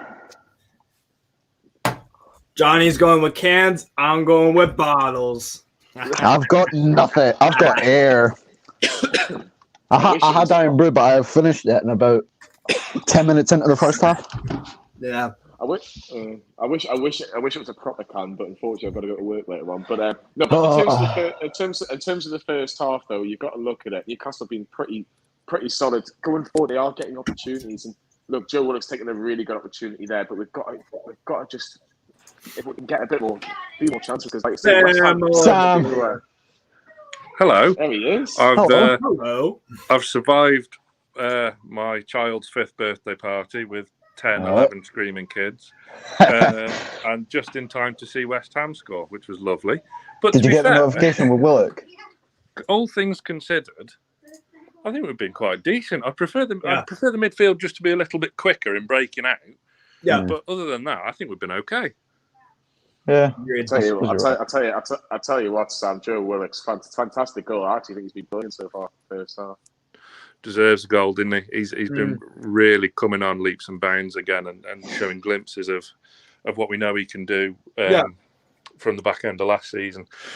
Quite funny leading up to it. Declan Rice won't want to see that back, but don't matter how they Declan go Rice in, has and just we'll been all take it. over the place. I don't think he's had it. Yeah, I don't think he's had a good game today. To be fair, Suchek doesn't have any influence either. Emil Cross on a yellow card, Sam. How do you think Newcastle's best right back in the back four is getting on this afternoon? I thought he's been all right as well. I don't think he's been completely overawed. I mean, he's no Kieran Trippier, is he? Let's face it, he's a level above. Is he not at fault for the goal, giving away the free kick? Well, we could say Dan Burns shouldn't have let his man run across him as well, but other than that, Dan Burns been superb. But I think Kraft gets nitpicked a lot, and it's always going to be under the microscope as well now with Trippier injured, because Trippier's just got a sexy football brain and is just on a different planet to everyone else in a good way. I think it was a good call picking Murphy over Miggy. Yeah. So, Fraser and Murphy crossing balls in. I think Murphy's been a bit frustrating in the first half because it's just his final ball. He has got it in his locker, hasn't he, Jonathan? But it's not. It's just been a tiny bit frustrating at times. But look, given the players we're missing, 1-1 at half time, you'd definitely take it, wouldn't you? Yeah. I'll tell you what. I was actually tempted to wear this top because it's actually really nice and I really like it. But I decided to go for this year's. Very good. I just feel with Jacob Murphy, and I don't know if you agree, Sam. Premier League pace, but Championship quality end product at the end. I can agree with that. Like, he's a good guy, but Brandon, by the way, Murphy was marking Dawson. Yeah, I just saw the replay. Yeah. I agree. Okay. Kraft has been decent this season when I called upon him. Little less than decent. No, I would say why? That goal was so why clear. A little less than decent? Huh? Why a little less than decent? This is what I mean. Just Kraft just gets picked on just because he's an easy target. Do you not remember his performance against Man United at home? That was a good performance. To be fair, it's a consistency for me. Don't get me wrong. Sam, Kraft will be gone at the end of the season, won't he? Either way, so it is what it is. But it's a big second half. If we can get something from this game, that would be amazing to keep the momentum going and really kind of. We're playing with by far off our strongest side, and we're still the better side. That's the crazy thing. I think the good thing is that every time we turn up to West Ham with a shit team, we seem to do okay. Shades of Saive.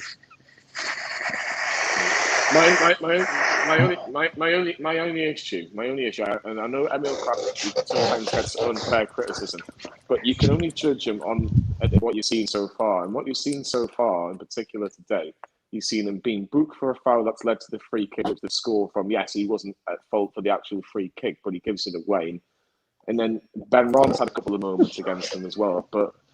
It is a worry, and I do understand that Kieran Trippier is levels of and always. He'll always be a worry, though, won't he? Because he's not. Yeah.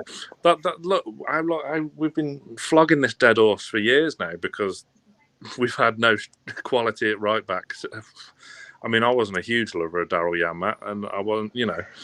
How far do you want to go back with right backs? And this is the thing. So, of course, he's always going to be a worry, but he's doing okay. Is he amazing? No.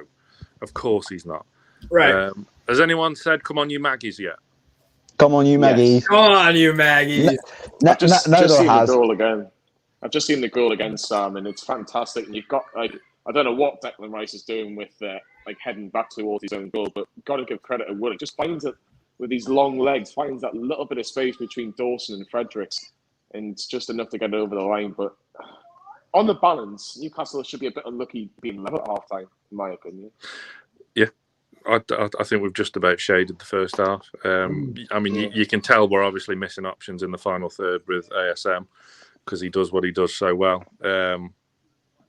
But, 45 minutes to go, fingers crossed. This just silences everyone. This just silences everyone that says we would be nowhere without ASM. Right. Because ASM is good, but he's good when he chooses to be. Yeah. The only thing I would say with Jacob Murphy will help target out defensively, which actually sometimes we've seen won't do. Maybe at a game away at West Ham, you won one at half time. 70, 75 minutes, if you're still 1-1, a point's not a bad point at all. But we'll see how it goes. I think Right. one quick question.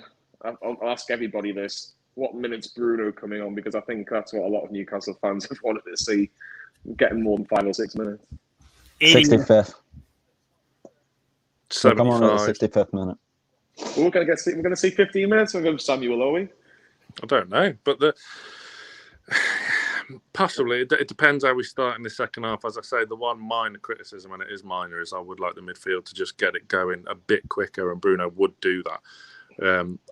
I don't think the midfield has been bad by any stretch of the imagination. It's just on the counter, just need to be a little bit quicker on the break. Yeah. I've just had a notification on my OneFootball saying Newcastle's Willock finally ends goal drought. Whoa. Masterclass MQ. This may sound crazy, but let's move Jacob Murphy to right back, supporting Ryan Fraser. We tried that. It did not work.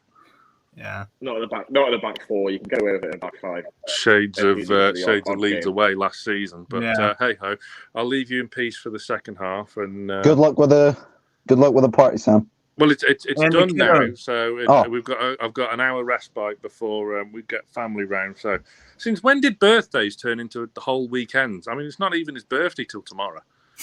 But, there you go. Such is life. Well, good luck. Good luck. Thank you very much. Well, yes, enjoy the second half, Peace everyone. out, Love you. Bye. Take care. Cheers. Wear the mag. See ya. I won't start changing the midfield until it starts failing. Yeah, that seems the approach he's taken. I think he'll sub off Shelby. No, he won't. If he's going to sub anybody off, out of the three that we've got, Willock's probably the likelihood he'll sub off. I don't think he should. I don't think he'll sub the midfield off unless it's an injury.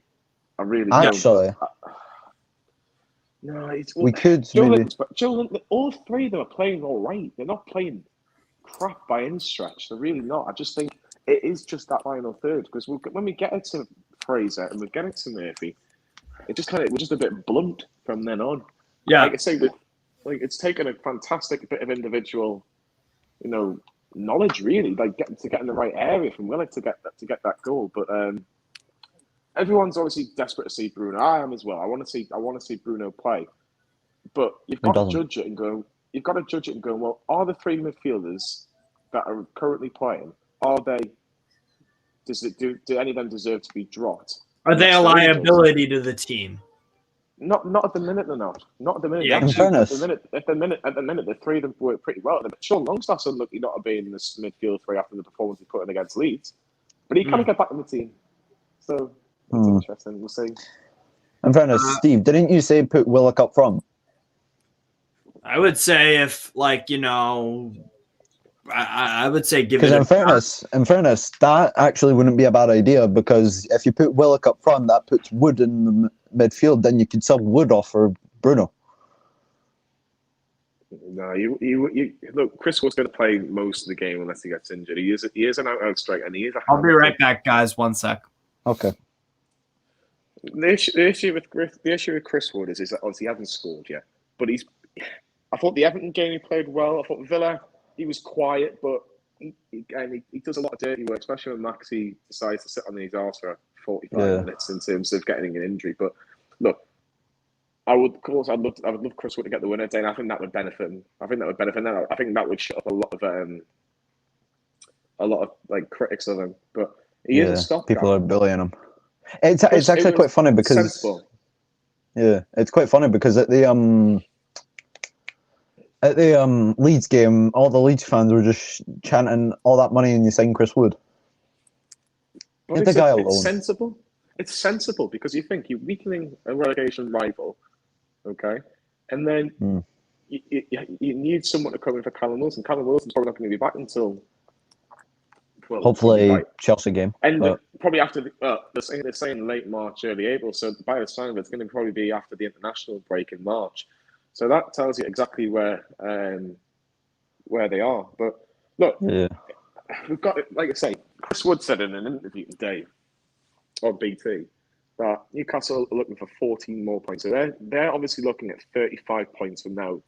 So if they think 35 points will be enough this season, I tend to agree with that. I think it'd be highly unlikely that Watford will get 20 more points from 15 games. I think it's highly unlikely that Norwich will get. How many points they got? 17. So they would need 18 more points. And Burnley need 21 points. It's going to be unlikely they're going to get 35 points. So just count the points down. See if I can get something today. I get a point away from home.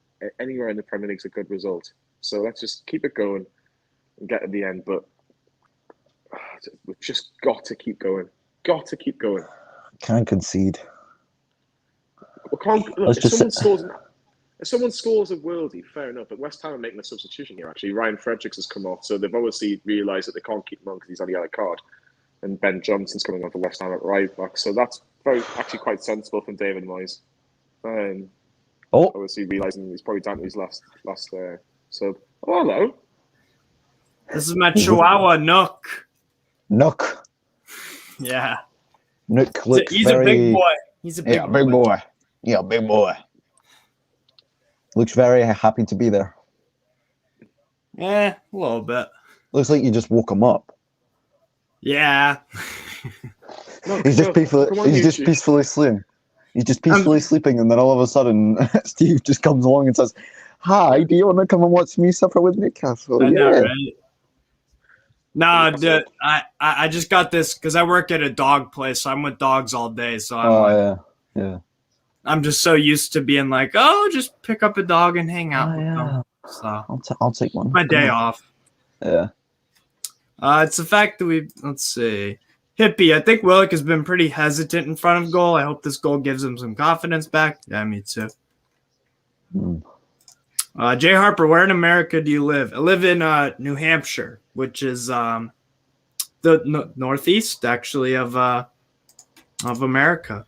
Oh, well, we all live in the northeast somewhere. Wood is just useless. Give the guy some slack. Come on. He tries. Yeah. Second half. Kicks off and we got all these boys. bubbles. Come on to my geese for some. What a ball from Cher. Target. Cross looking for Wood. Misses him. West Ham just about get away with it. Better. Yep.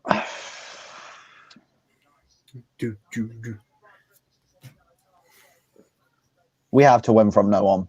Like, that Willock goal pretty much set our mood and just gave us a confidence boost.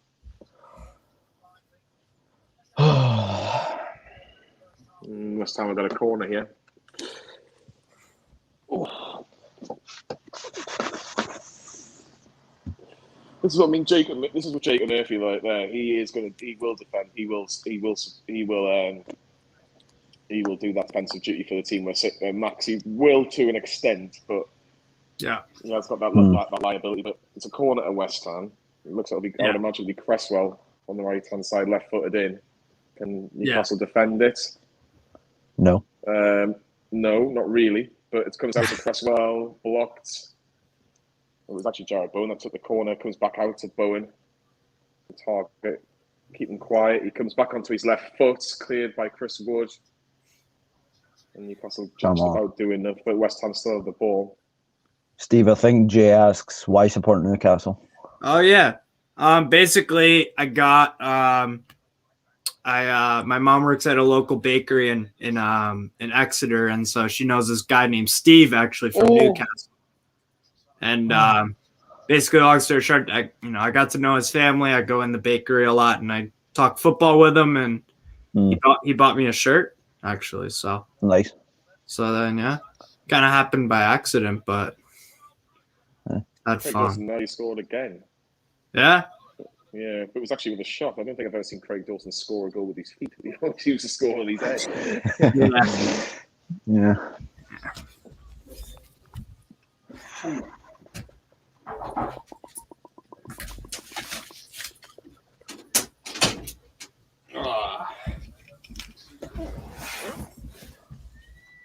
Steve, Harry's calling you a legend. Steve, you legend. I mean, he's not wrong.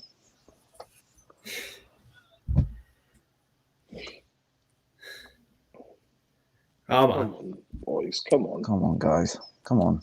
Steve-O.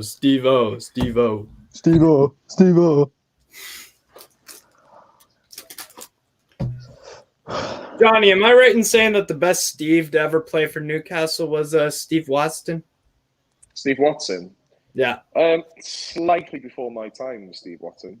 This guy right here. This guy. Bowen. Ooh, Newcastle just about got away with it. Tell you what, Dubrovka's been amazing against Bowen. Yeah. You know, right. Matt Target's done a good job, to be fair to him. Steve Watson's slightly before my time, but he's done well at Newcastle. He did well at Newcastle. The only Steve that really rings a bell for me is Steven Gerrard. Wait, not Steven Gerrard. What? No, Steve Harper. Steven Taylor. For 20 years. Steven Taylor, yeah. Yeah, that's the only Steve that kind of rings my bell. Like, right. But yeah, he was all right. Like, he was behind the fans and everything. So. We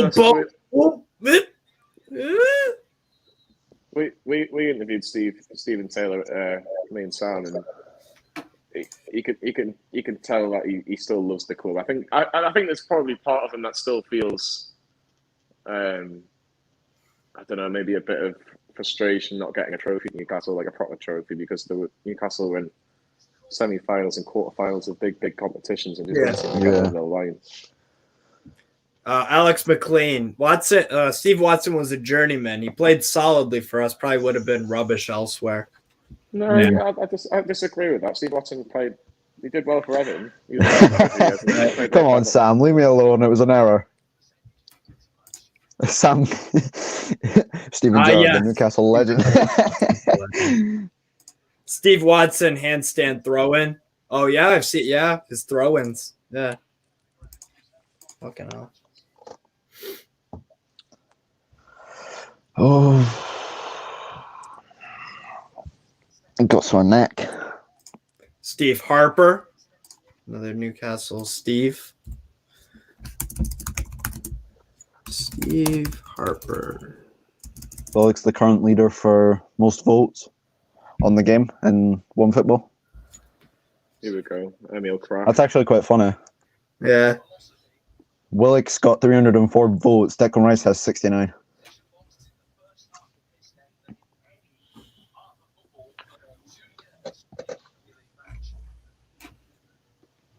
Was he offside? Well, Ben Rama must be offside, surely.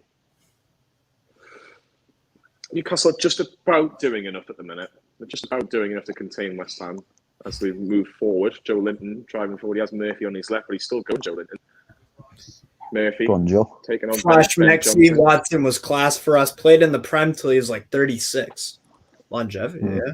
Come on, Jacob Murphy. You've got to do so much better than that, man. Have a go at him.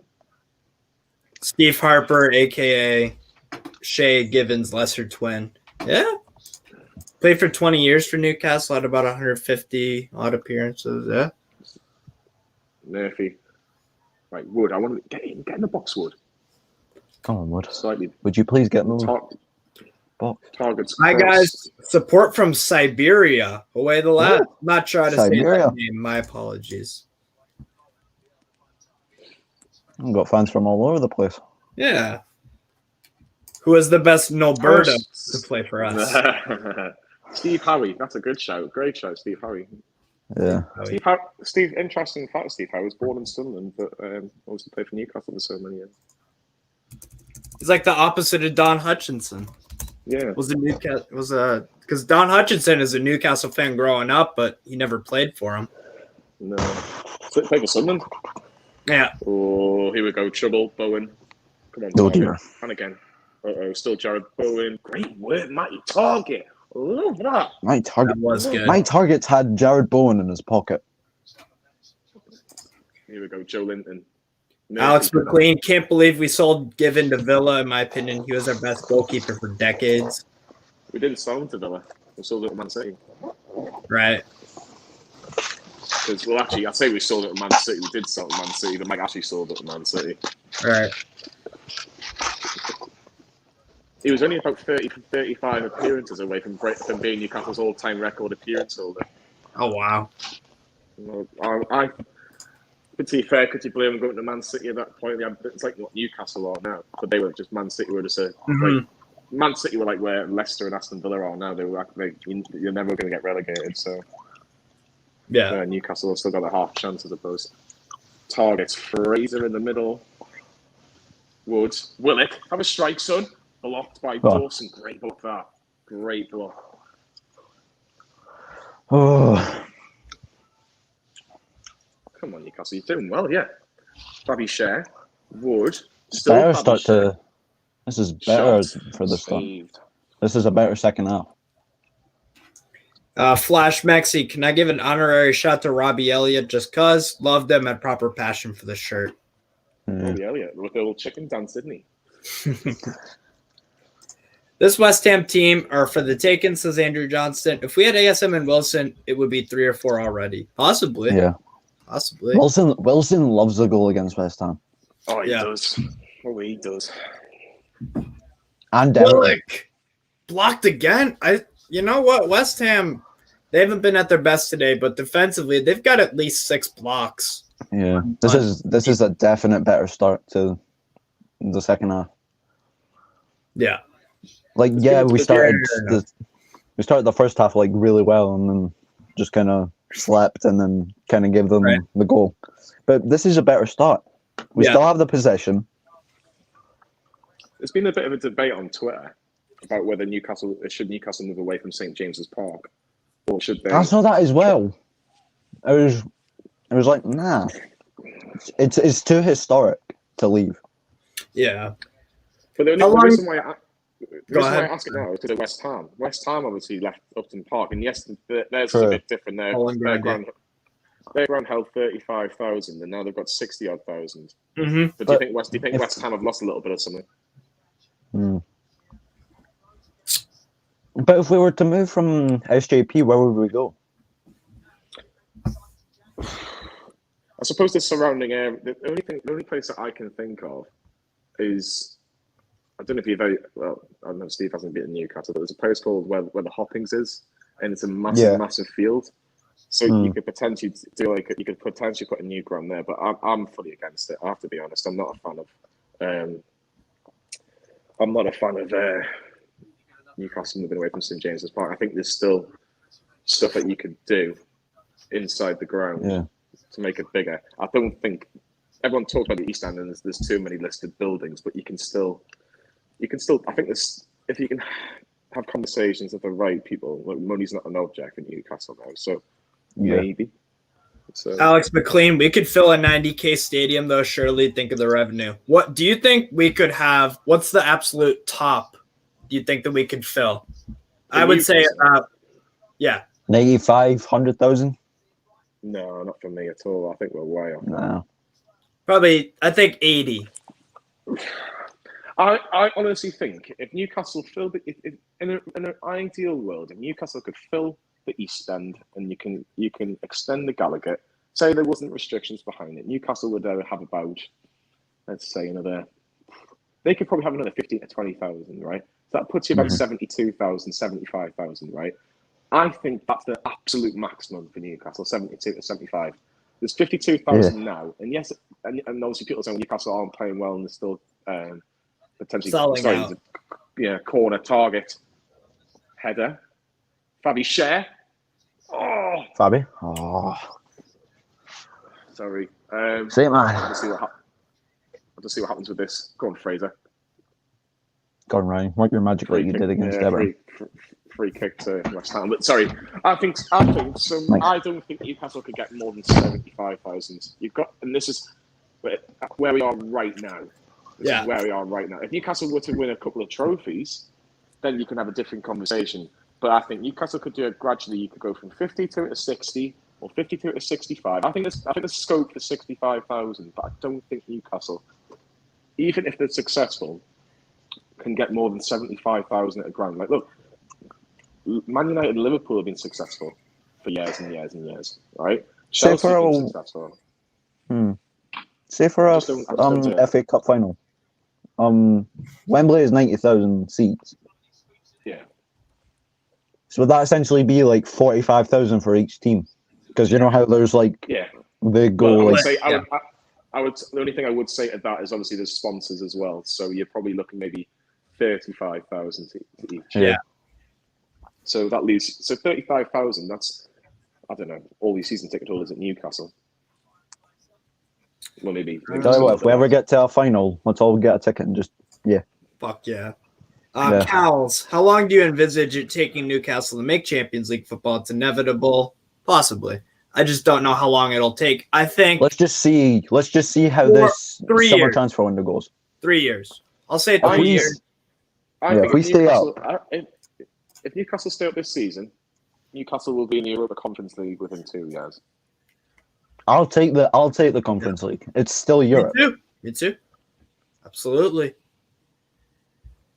Let's just hope our entire team doesn't get ill, so we don't forfeit a 3-0 game to. Great ball. Yeah. It's got a good ball in. Actually, we'll give it to Ryan Fraser. He can get a good ball in. Oh, cleared away. There's a bang of heads there, so that's going to be a couple of minutes, I think. Joe Langton's position change is similar to Mo Diame repositioning when he started playing lower with Rafa, isn't it? Oh, that's nasty, that. Oh, nasty clash. Collision of heads, I'm guessing, Johnny? Yeah, nasty. Very nasty. Is it Shah this time? Because no, it was Joe Linton and Ben Johnson. Oh dear. Hopefully that's just like a thing, because you know how sometimes you can be in a incident and suddenly you have magic powers. Yeah. Let's just hope Joe Linton gets up from this knock to the head and he just scores a hat trick just straight away.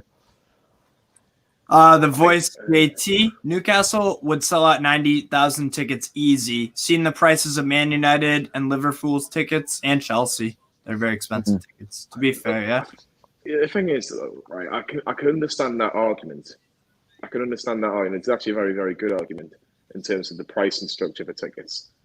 Newcastle, even under Ashley, they're not the most expensive tickets, but then again, you're watching a certain level of football. I know Man United fans will say, well, the level of football we've got's not very good at the minute. They're still in the top 4, top 5, whatever they are, right? With Newcastle, yes, they'll probably will increase prices. I don't think it'll be ridiculous. But if ticket prices don't go up for Newcastle, say they only went up by 5%, which isn't a great deal, Newcastle fans, Newcastle people will pay that. They will pay that because they don't want to miss out. They'll think of other ways where they can save money. They might not buy, let's say they might not buy a replica shirt. They might not buy a pie, or they might not buy this. But as long as they can get in the ground, it's not the end of the world for them. Mm-hmm. Yeah. Jay Harper, if we stay up, who would you sell first and buy first? I don't know what happened with Johnny, but sell first, it would be Kieran Clark. Sell would be Clark. Buy first, if I could have any pick, it'd be Alessandro Bastoni from Inter Milan. Mine would be Botman. Just get him in. Yeah. That's him sorted. Sorry about that, boys. That's all right. Who would you sell first in the summer and buy first if we stay up, Johnny? I would sell Clark and buy, if I could buy Alessandro Bastoni from Inter Milan, I would do that. I'd sell Clark as well, and I would sign Botman. I think centre half is a position that we need to look at. I think striker as well is another position. Look, I think Kieran Clark. I think Jamal Lewis is out of the door if he's not in the 25-man squad. So Kieran Clark obviously hasn't got a future at Newcastle. Yeah. It's actually quite sad, it really though. is difficult. That's quite sad for Lewis because he was actually putting an effort in. Nearly in December. Liverpool, didn't he? What? He nearly joined Liverpool. Jamal Lewis. Look, I think Kieran Clark will be gone. I think Jeff Hendrick will be gone. Like players like that will probably be gone. I think it wouldn't surprise me if Jacob Murphy was to be sold, or at least go out and loan to a Championship club. Emil Kraft, again, will not get games. Was he offside there, Ben Rama? No. Antonio, cleared by Shelby. Yeah, I'm trying to think of like a controversial one. Someone that's a little bit outside the box. Miggy? Nah, Miggy won't go. I think Miggy will. I think his agent wants Miggy to leave. I think his agent wants him to go. I would sell Miggy now. I would sell Miggy. I think I'd keep him I'd keep him for a season and see what he does. No, I'd sell him. The reason why I'd sell him is that he's got players like, no disrespect, Jacob Murphy in front of him right now, and he can't win a game. And it's the correct decision. I think Jacob Murphy makes more of an impact on the game than Miggy does. So yeah, you got to give him that. NUFC Swan, I'd go for Paulo Dybala in the summer. He is a free agent. True. I like Mbappe's a free agent as well. I like Dybala. Yeah. I have to be honest with you. I have to be honest. I have to agree with Sam. I know Sam really wants Patrick Schick, and he does seem like someone that would be really ideal for them. I'm never going to forgive Schick. I'm never going to forgive Schick from his halfway line goal against Scotland. I'm never going to. He scored yesterday too for Bayer Leverkusen. That's mine. Yeah. He is different gravy, but I'll never forgive him. Patrick Schick, Jonathan David from Lille. I think he's fantastic. That's absolutely superb. I look at Mohamed Bayo from Clermont Foot. I think he's a good striker, 23. Another striker I would kind of look for. Let me think here. It's Willock. Go on, Willock. Tell you what, Willock's having a field day. He is. I have to give a shout out to Joe Linton. They had Souček right at his arms and managed to take the ball 30 yards. Unbelievable from there. Jay Harper. Vanarama? Assam Awar from Lyon is so underrated. I think you should try him out. I like Assam Awar a lot. He's a versatile player. Great passing range. He's got some goals and assists in him. Can play left mid, center mid. I like Assam Awar a lot. Why was the flag not up there? He was about 4 yards offside. It's absolutely ridiculous. Yeah.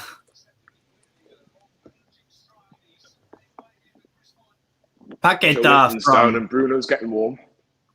Nice. Oh. Who guessed? Wait, Kieran? Did you say? I said 65th minute. Not far off.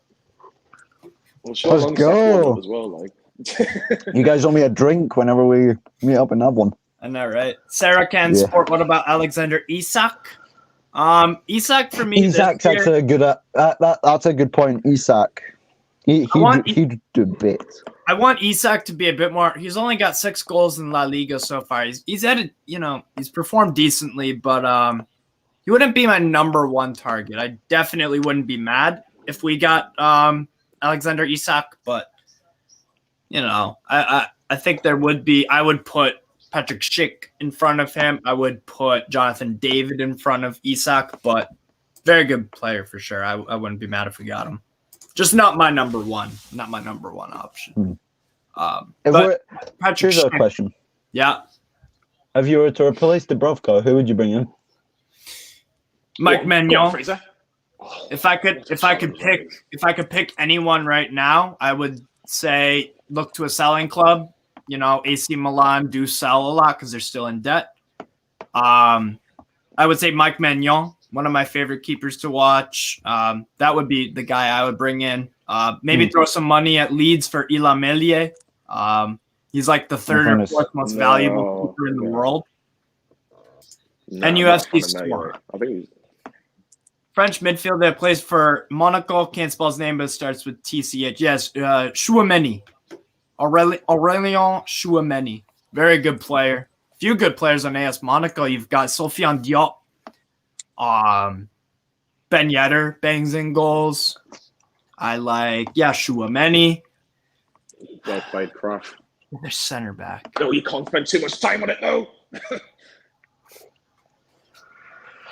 How close are we wanting to get? That's fine. Come on, Fabi. Overlap. Monaco always produced some pretty good players, so I would definitely take a punt on Chouameni or Sofiane Diop. Mbappe, for example. Yeah. He was in Monaco for a bit. Sarah Sport Anthony from Ajax. I think he's amazing. I like Anthony a lot. Flash Maxi Livakovic from Dinamo Zagreb for Dubravka. Good shout. Ooh, here we go, Antonio. on the towards cross side here. Still Antonio. Strike over the crossbar with the Newcastle fans. Lovely. Jay Harper, what about Lucas Paqueta to get the Brazilian midfield of Bruno, Lucas, and Joe? I like Paqueta a lot. I think he's been one of the best midfielders in Liga and for the past year and a half. I love Paqueta. Good player. Yeah. Alex McLean, when are you getting your scouting contract for NUFC, Steve? I don't know. Tomorrow. You know,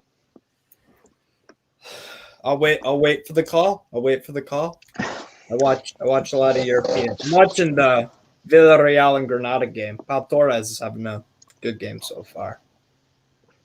I would rather get Pau Torres for me personally from Villarreal more than Diego Carlos because Pau Torres is 26. Is Bruno still warming up? Yeah, I think so. Who would he come off for? Joe Linton seems fine, so I don't think he's coming on. But Cross looked like he was struggling, but I don't know if he was wasting time. Yeah. But get anybody else really at right back. Didn't he waste time when we need a goal? We need a goal, and then that's when you waste time. Jay Harper, do you think if we got Hugo Ekitike, would he have made an impact by now? Ekitike. Do you think it would have made? I think Ekitike. He's only 19. I would say he would have maybe had a goal or an assist by now. It would take a couple. The thing is, he was pretty much to come to us. He just declined it last minute because he was worried about game time. Right. I'm going to give Emil Kraft a little bit of credit there. It was a fantastic goal there that no one really took a gamble with. But it's a corner for Newcastle. Yeah. Come on. Get something off this. Come on, boys. 20 minutes to go. 20 minutes Come on, boys. Come on, boys. Chris Wood 2-1. That's what I like. That's what we want. Yeah. Who's going to take this? Target left-footed. Come on. Cross it in. We have not won a header from a Matt Target cross. Yeah. And it's gone straight back to Dubravka. Wait. At least it's only to him.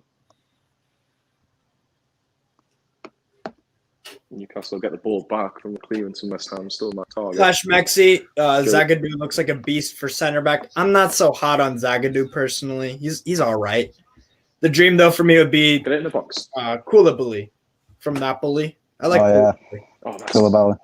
Bit on the older side, but undoubtedly a quality center back. Although in fairness, he did have that incident in AFCON. But was it AFCON or? I can't remember. Koulibaly. West Ham making the substitution. Ben Rama's coming on for Vlasic. Ben Rama's coming off for Vlasic coming on. So Vlasic, yeah. Nikola Vlasic is a bit. Ooh, Moyes is telling Ben Rama, screaming at him to run off the pitch, shouting at him. Yeah. Vlasic, to be fair, I watched him at CSKA Moscow in Europa League and in the Russian Premier League. I watched that on YouTube. Something's got Johnny's attention. Ben Rama's he's not happy at all. Ben Rama, not happy with Moyes at all there. Like, again, I don't think Ben Rama's done a great deal today, but a bit interesting. Yeah. He's coming to us in the summer watch. Thank you, Adam, for reminding me to update the scoreboard because it's not halftime. Second half. Yep. Perfect. Someone in the mold of Chiellini would be great. A real warrior. Yeah, absolutely. That's why I'm saying Bastoni. Alessandro Bastoni, one of my favorite center back prospects in Europe.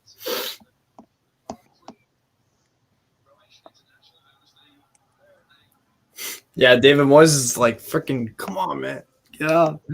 I said to Simon half time, 70, 75 minutes, would you take a point? And I think you'd all would.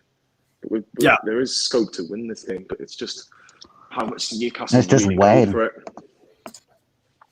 Flash Maxi, Borja Iglesias, a shout for striker from Real Betis. I like him. Go on, Fraser. Go on. Oh, so close. In fact, I'd have Nabil Fekir or Canales from them too. I love Nabil Fekir. Nabil Fekir is tremendous. Amazing first touch, range of passing, movement. Very good dribbler. I mean, he's class. He's class. Love it, Joe. He's different Go on, gravy. Murphy. Have a go at him, Murphy. I want to see an aggressive striker like Diego Costa in the squad. The guy was a beast for Chelsea. I think if we want to get someone like that, it would be like an Artem Zuba. He's a bit on the older side, though, Zuba. But Mickey's getting warm. No, Miggy and Bruno. Almiron. Miguel. Almiron. Funny how I said Bruno's coming on 65th minute and it's already been 10 minutes. I know, right? No, I just said he was warming up. I didn't say he was coming on. Get it in the box. Fraser's cross. What? Oh, Nelly. Joe Linton. Oh. Get it in the box. Come on, Joe. Oh. So Last minute wonder goal. Come on. Can we get a last minute wonder goal? Yeah, great. Well done. I love that. Love that, Fraser. Take them one for the team. Oh, and UFC Swan saw we were scouting Jeremy Doku from Stade. Yeah, I saw that as well. Yeah, another player to take from Stade Rennais would be Kamaldeen Suleimana. Very, very good Ghana winger. From they got him this summer very cheap, I believe, from Midtjylland. I think Suleimana is going to be a very good player. But Doku, I think Doku is very good. Fraser boot for that. Martin Terrier from Stade Rennais too. Very good player. I like Terrier a lot. Oh, Wood. I just saw that Wood chance. Oh, damn it. Short free kick from West Ham. Come on, Newcastle. Defend. Get in, Shelby. Love that.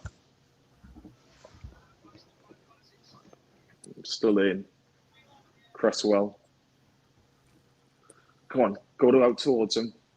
Antonio. Keep us every day of the week. And twice on a Sunday. Get it. Absolute Sunday.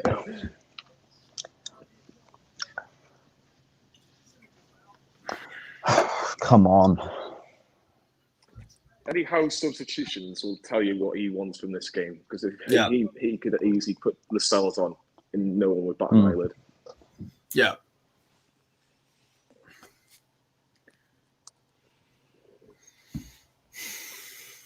At least bring Bruno on last 10 minutes. One thing we are playing from the back and we do look all right because we've got players that can actually do it. Yeah. Come on, keep going. Keep going. Vlasic.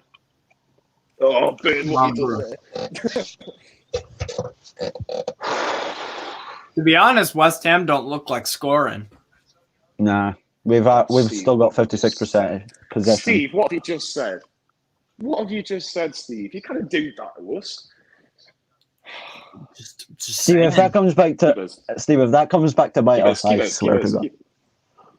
I'm leaving the stream if that comes back to bite us. Miguel Miron's the first player coming on for Newcastle for Fraser. Interesting. On that note, I'm going to go to the toilet. I'll be 2 seconds. All right.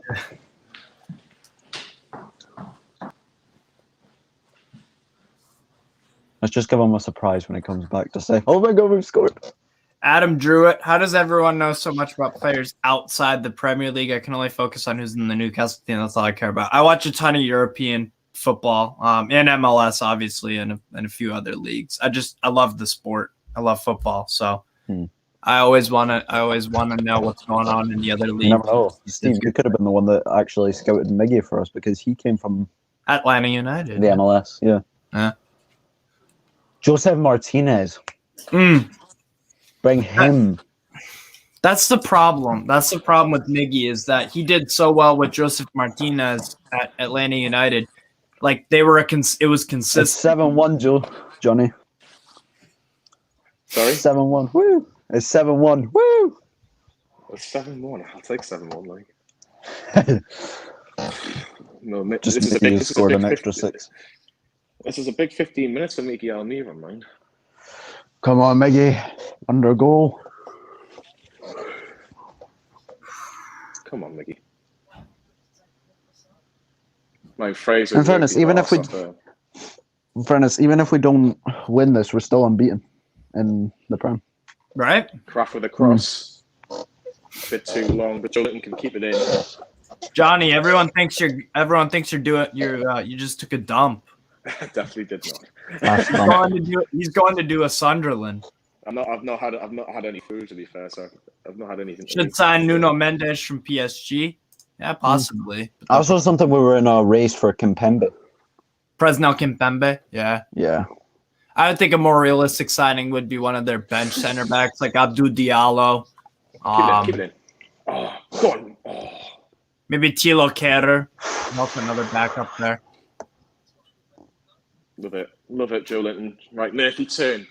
Willock's there. That is shite. That is so shite from Jacob Murphy. That's so poor. That was a real chance for Newcastle there in terms of like almost a counter attack, if you like. That was so poor. Scamacca, says Fred from Sassuolo. Good Italian player. Yeah, Juventus are looking at bringing in Scamacca. 80 minutes in, boys, into the last 10 plus injury time. Come on, bring on Bruno. Come on. Bring on Bruno to lift our spirits. Come on. Yeah. Come on, now, boys. Clear it. Oh, sewer check. Burns been fantastic since he's signed. Yeah? Absolutely. He's been intimidating. Come on, boys. Come on, keep going. I don't want to watch the last 10 minutes. I don't know why, because I just... Dude, I'm fucking hammered. I think we've been on 79 minutes for the longest fucking time. That's what you get for drinking in the morning. Yeah. Give over. If you're asking for a foul there, fuck off right now. Jay Harper, Marco Asensio can score from anywhere as a game changer. I like Asensio. Never in a fucking million years. Give over. If you're asking for a foul about you may as well just fucking give up on football now. Never in a million years is that foul. Fuck right off. Yeah.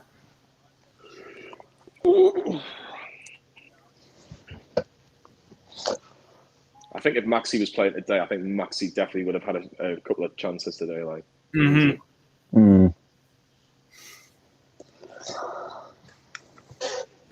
JBN UFC, what time are you all on in the match? I'm at 80:50.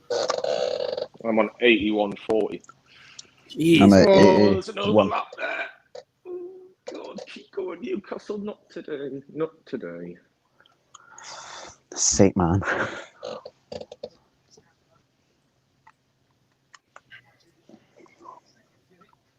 Go on, target. Love it. Do you know what it is? You know what I find weird with football? It's the one thing you really look forward to, but you want it to end so quickly. Yeah. Yeah. So weird. Oh. Well, Antonio's coming across to take a long throw for West Ham. Come on, boys. Stay firm. Come on. Would you bring Target in on a permanent or sign someone else? I think Target would be a good left back signing. Love it. I would bring him in on a permanent, yeah. Yeah. It's just the thing. Whenever we have loanees, they do wonders for us. Then go back to their parent club, then come back, and then it's just shit. Yeah. Joe Linton's got a bit of cramp. Oh dear. Adam Druitt, shout out my local side, Cheltenham Town, for doing Sunderland over the other week. Thanks for the gate money, Mackham. Yeah.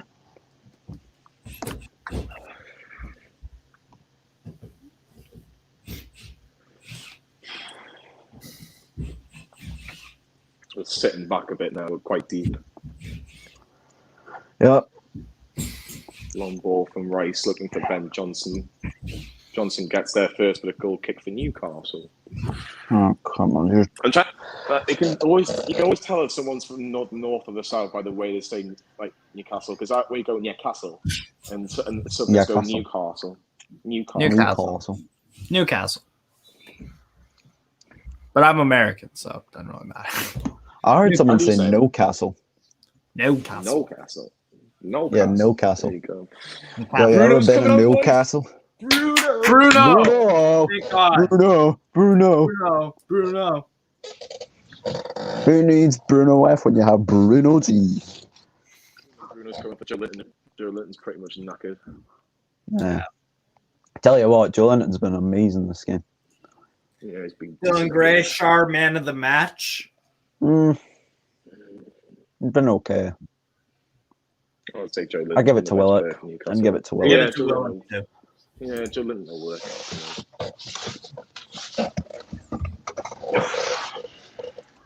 Right, come on. Last 6 minutes. There he is. Grab something. He's the big man. I think Eddie Howe's just said, right, what I want you to do is literally, you get a chance, put it in the back of the net. Get a chance, put it in the back of the net. It will be absolutely limbs if keep us ball. There you go. If Bruno scores, then it'll be absolute limbs. But one can only dream. My 2-1 prediction is still on, but Johnny's is too. To be fair, 1-1. Kieran, I forgot what you said for prediction. 2-2. I said 3-2. Yeah, that's not happening. Come on, boys. Unless 3 goals can be scored in the last 4 minutes, then yeah. Do you know I always hate when we give the ball away for stupid reasons. Come on, Miggy, you've got to track him. Got to go with them. Keep running. Love it. And again. Antonio. Johnson. Well done, Jake Murphy. Just keep him there. Antonio.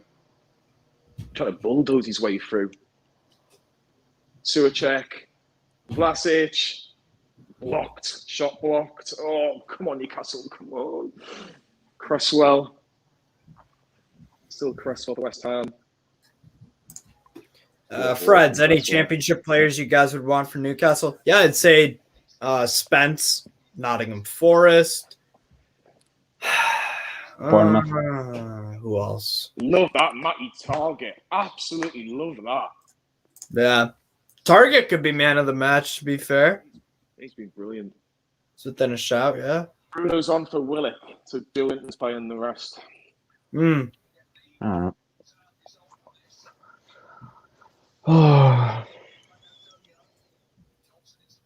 Yeah, Willock's been good today. Yeah. Come on, boys. 3 minutes plus injury time. Keep it going. Hold on, Willock.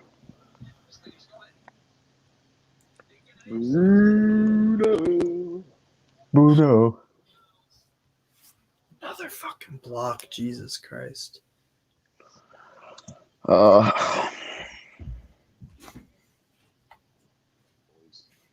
Long throw again. Cleared by Target. Oh, I love that Jacob Murphy. You read that one like a book. He didn't do that great. Linton. Go on, Murphy. Oh, you were just a little bit braver. He was only through one-on-one, Murphy there. Zuma with a good challenge. Oh. Top pick for striker in the summer, I would say Jonathan David for me. You've not mentioned that before. I'm a huge fan of Johnny David. Keep going. Keep fighting, boys. Keep going. Come on. We're usually very good in the last few minutes. Yeah. We always push. Come on, Bruno. I think we're happy with the point by the look of it. We're not rushing to get the ball. Oh, get the over in. Bloody hell. Wood, Murphy. Oh, again, just poor touch. Oh, Bobby. Oh. Nick it off him. That'll do. That'll do. Go on, Mickey. Go on, Miggy. Put it in the back of the net. One ball from West Ham for Antonio. For a first touch from Antonio. Dabit can clear. Not very well, but you can clear it anyway. We're making another sub by the look of it, but I don't know who it is. I would imagine it'll be a defender, I thought.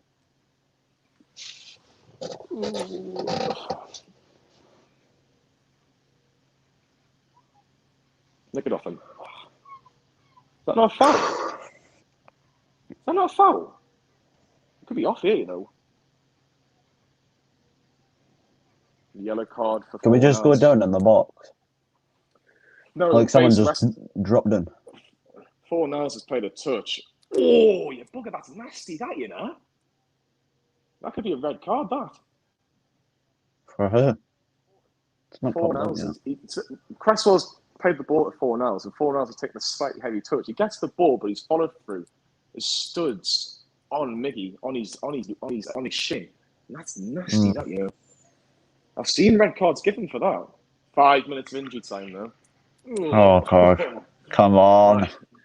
Come on, boys. 5 minutes. Me and Steve could barely contain ourselves for the Villa game. How was that? 7 minutes. I'm on mute for a few minutes just because someone's vacuuming in bathroom. Just give me a sec. Okay. It's a free kick for Newcastle in their own half, though. Fabian Schär will take it. Looking for Chris Wood. Sure. You win Put a it in header. the box. You can win a header. Oh, it's going to be a corner. It is. It's a corner. Dawson's header. Dawson's header. Keeper didn't come for it, and it's a corner. Good work from Chris Wood. Oh, God.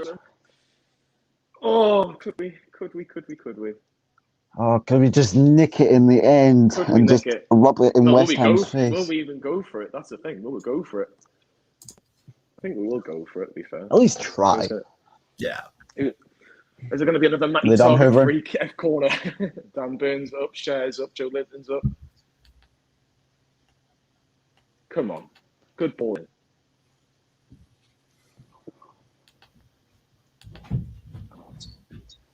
Headed away again. And that was really shoddy. Oh, offside, Fabian Schär.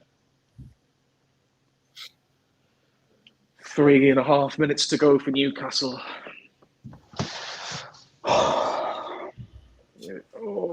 come on, Newcastle, keep going. Get in your comments so you think none of the matches. Would you give it a... Well, Craig Dawson's been given the man of the match by BT. But in terms of a Newcastle point of view, I'm looking at Joe Linton or probably Joe Willock today. Make sure you like this video and subscribe to the channel. What a header from Joe Linton again. Yeah. Ooh, Mickey's just about got away with that. Fabian Schär. 3 minutes to go for Newcastle. Oh, no, that's probably the first mistake Matt Targett's done in the whole game. Come on, Murphy. Stick with Rice. Love it. Throw it to West Ham. Fornals. Not the best ball in the world, but still reaches Vlasic. Cresswell. Blocked. And Newcastle can get on the counter-attack here. Bruno. Come on, guys. Come on, Bruno. Keep going, Bruno. Man on. That's a foul. Maybe not. Alex McLean, man of the match for NFTV. Good shot, Alex. Thank you. I think Bruno was looking for it, mate. But still, we only get them. Oh, go on. Oh.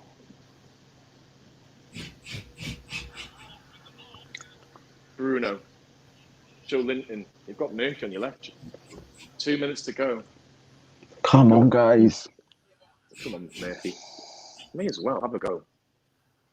Maybe not. Come on. Bruno, bring it home. Come on. Still Bruno. Hit it. Absolutely hoof it. Jay Harper, either way, not losing to a top four or a team battling for top four at the moment is top quality. Exactly. Yeah, that's not finished yet. Minute and a half to go. Fabian Schär. Still Fabian Schär. Looking for Kraft. Who could throw into West Ham. but Kraft's down. Hopefully the ref will stop it. He won't. I don't think he will either. Was it a foul then?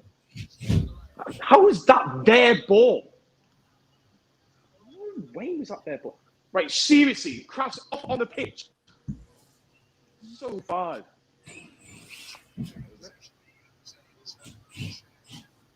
That's out of play. We like that.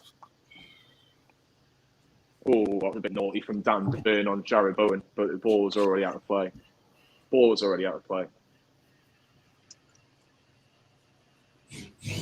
at the last minute. Yeah, the ball went out, and then Dan Burn just takes out Jared Bowen, like. Yeah.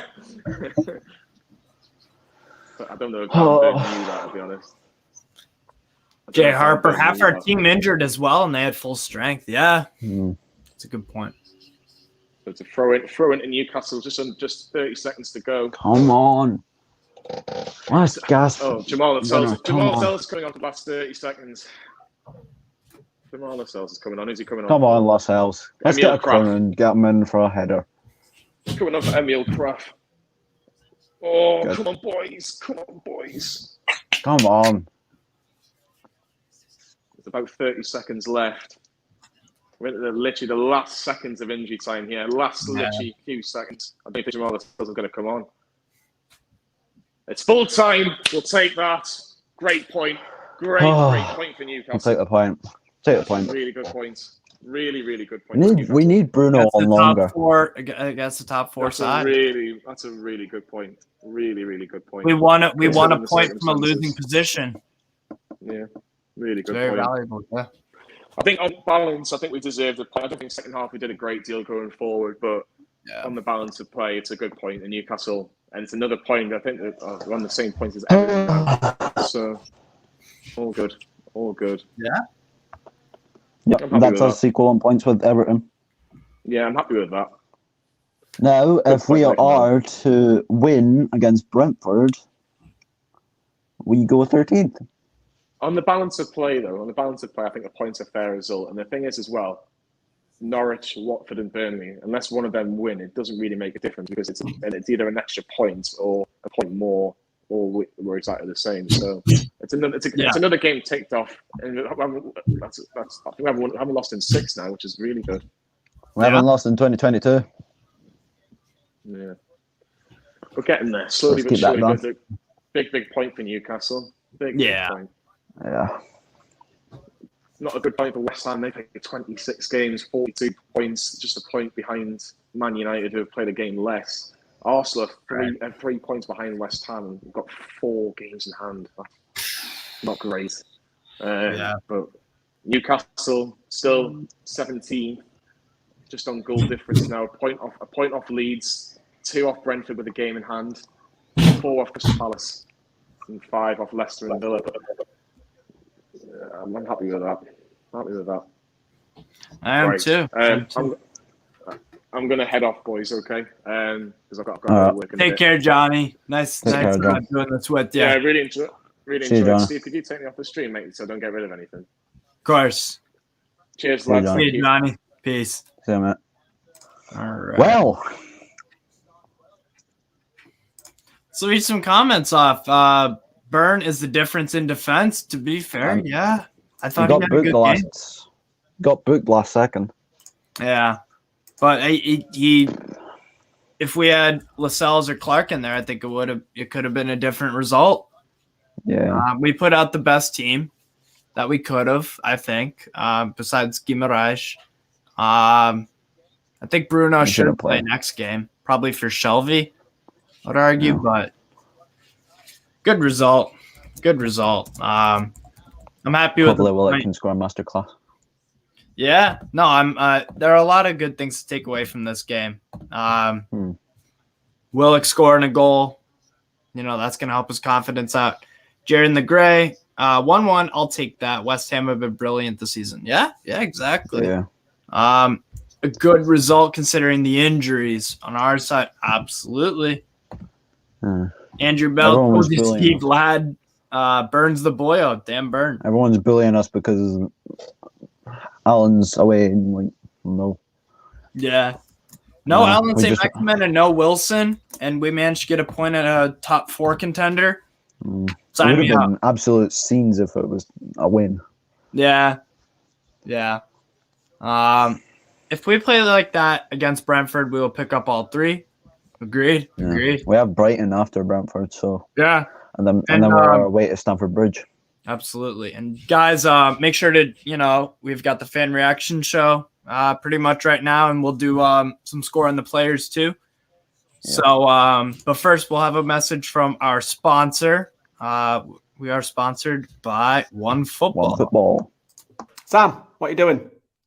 I'm just checking through all my football apps just to get some of the latest news.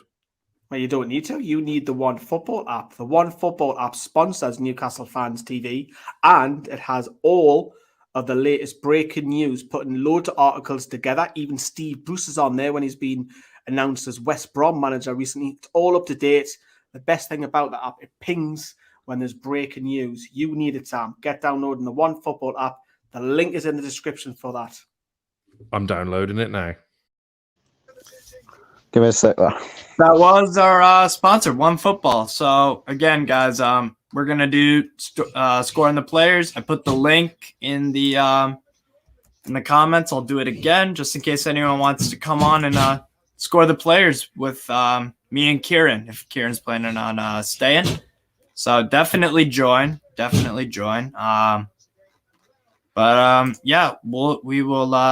We'll start that very shortly. I just got to make the thumbnails for it and all that, or the banners. We'll read some comments. Great game. Share the points. Yep. 100%. If ASM, Trips, and Wilson are playing, we would have smoked them. Definitely. We honestly could have. All right, I'm back. What's going on? All the bottom 3 have tough ones today, so today we could see them stay down. Yeah. Can't believe how poor West Ham were. I wasn't impressed by them. And that's the thing with West Ham, is that I think they kind of struggle as a favorite on some occasions, at least in the Prem. Europa League's a different story, But, Kidderminster played them very tough in the FA Cup. Dinamo Zagreb won at home or won away to the London Stadium. So sometimes West Ham do drop silly points to teams that they, on paper, obviously are much better than. But if we had Maxi and Trips, we would have smashed them, possibly. Yeah. Unfortunate we didn't win, but I'll take a point from West Ham. Yeah, same here. Tony T, the Revenge of the Crumpet Men. We know when we play Everton and Southampton now. Yeah, schedule got released for that. We got Paul on. What's going on? All right, Paul. Hey, Steve. Dark by design, we should beat Brentford based off that performance. Yeah. West Ham squad depth is not good enough. They have a few positions where they look okay, but yeah, overall not the greatest squad. Bruno not starting is just a political thing. They don't want to risk him having a bad game. Possibly. Eddie Howe needs manager of the month. He's got 10 points in 4 games. That's incredible. We got written off at Christmas. Fair point. So we'll transition into scoring the players. I'll start off. Guys.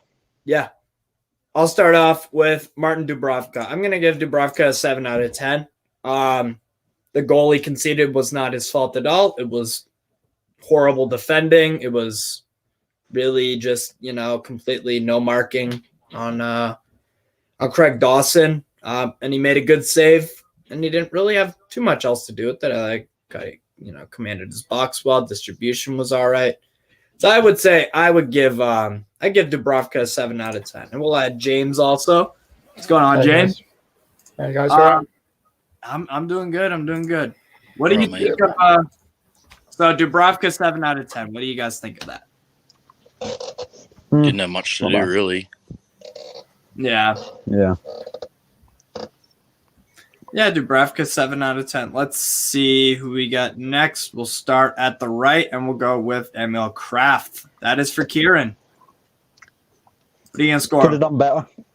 Yeah. I'll give him a 6. 6. Okay. 6 out of 10, I think, is pretty fair. A lot of wayward crosses today, weren't there? My dad's just told me, by the way, that Dawson made a complaint to the referee at half time because apparently every time West Ham had a shot, Chris Wood was just saying, meow. He didn't really stake his claim for that position, did he? Yeah. I mean, we do miss Trippier, obviously, but Kraft did okay. He didn't cost us any points, I don't think, or cost us a win necessarily, because the marking on the goal was Jacob Murphy's, you could argue. So I think a 6 out of 10 is about right for Emil Kraft.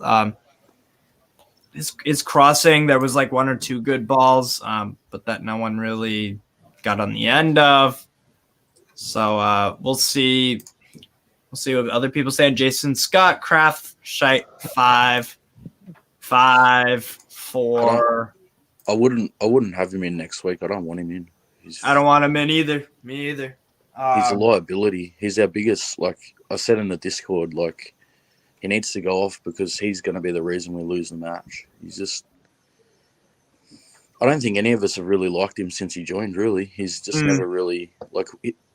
The managers have given him opportunities, but he's just never taken it. He's just that one time he played good in centre back. That was it. But I think that's probably his ceiling, though, right? I don't know if he's got too much more.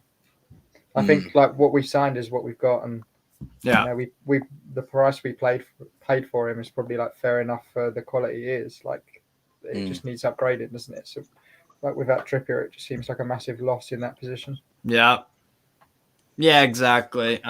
Wibbly wobbly Harley boy crafted okay considering he hasn't played much. What's going on, Andy? By the way, you all right, lads? I'm all right. Callum Atkinson, Kraft is a championship player at best. Probably he's good for Sweden when he plays international, but the international game and Premier League are very, very different beasts entirely. So that's Emil Kraft. Yeah, about a 6 or a 5, I would score him. But next up, Paul, you've got Fabian Schär. What are you going to get? Probably 7. He played out well from the back, drove forward a fair bit, which was good. Yeah. Pretty good defensive effort. Burn was way better, but I think Burn will get higher marks than Schär, but I don't know. He was good. He was decent. Yeah, I don't think there was a moment where Schär really scared me, like, oh shit, like, you know, they might score here. We kept them quiet. You kept their danger men quiet. Jared Bowen, no goals, no assists. You know, that's impressive in itself, considering on the form he's been the past few games. It might have been a different score if West Ham actually played today. I don't think they played well at all. I thought Declan Rice he just looked off completely. Yeah, they're on a bit of a shit run at the minute. Maybe all the games that they're playing, like they're playing a lot of football, so maybe they're fatigued or something. But they just didn't get out in the whole first half. Like we dominated them. Absolutely dominated them. The first 5 minutes, 10 minutes, it was unreal. Yeah. And we should have really gone for the throat, but Newcastle standard. Yeah. So Andy, 7, mate. Yeah. Andy, what'd you think of Fabian Schär? I thought he brought out the ball from back really well. At times he did take a bit of a risk. Like I totally agree with you, Steve. He does tend to take liberties at times, but it's nice to see a centre half coming out with the ball. I'm just going to add, I might have to go on at any point because the bench just woke up. So if I go, very sorry, but coming out with the ball, I think he's fantastic. He's a little bit ambitious at times, like when he tried to take a shot from like. I think he must have thought, well, I've scored at Burnley before from this angle, so I'm going to have a go. Yeah. But, the wonder goal.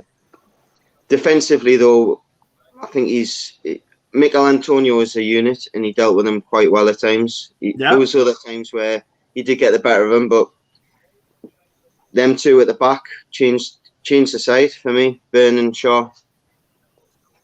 I think Shah plays better with a leader alongside him as well, doesn't he? We've always said that if Shah's going to play in a two, or two centre backs instead of three, then he needs to play alongside people like Burn that are going to be like Trippier, that are going to be like leaders alongside him and like show him where to stand and like keep all the line together. He's not going to look across the line and, for example, tell Emil Kraft to keep up with the line, is he? He's gonna let him walk astray. So it's all that sort of like leadership qualities I don't really see from Fabian Schär on a game-to-game management basis. Yeah. I really don't see Lascelles getting in that easy, mate. Like, I don't either. I think Dan Burn and Schär are two best center backs. Eddie Howe's got a tough decision to make, which he said all the time. Like, he loves making those decisions. But Burn, like, honestly, I didn't think he was going to have this much of an impact on our squad. Mm-hmm. Like, I heard, he's doing all right, but fuck, he's been unreal. Right.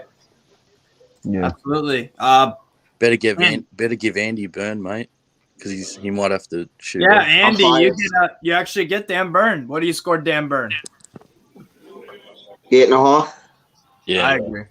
Yeah, headed everything out, organised the back four. Had a couple of moments where we were passing it back and forward, him and Shaw, and he had a couple of moments where he probably invited a little bit more pressure than you'd want, but you can't fault the kid. He blocked Bowen a few times when he got in behind. Mate, and when you look at it, you think we'd spend 40 million on him. He's been fantastic for me, and it's obviously I'm going to be biased, but yeah, I think it's been fantastic. Right. No, and he's vocal as well.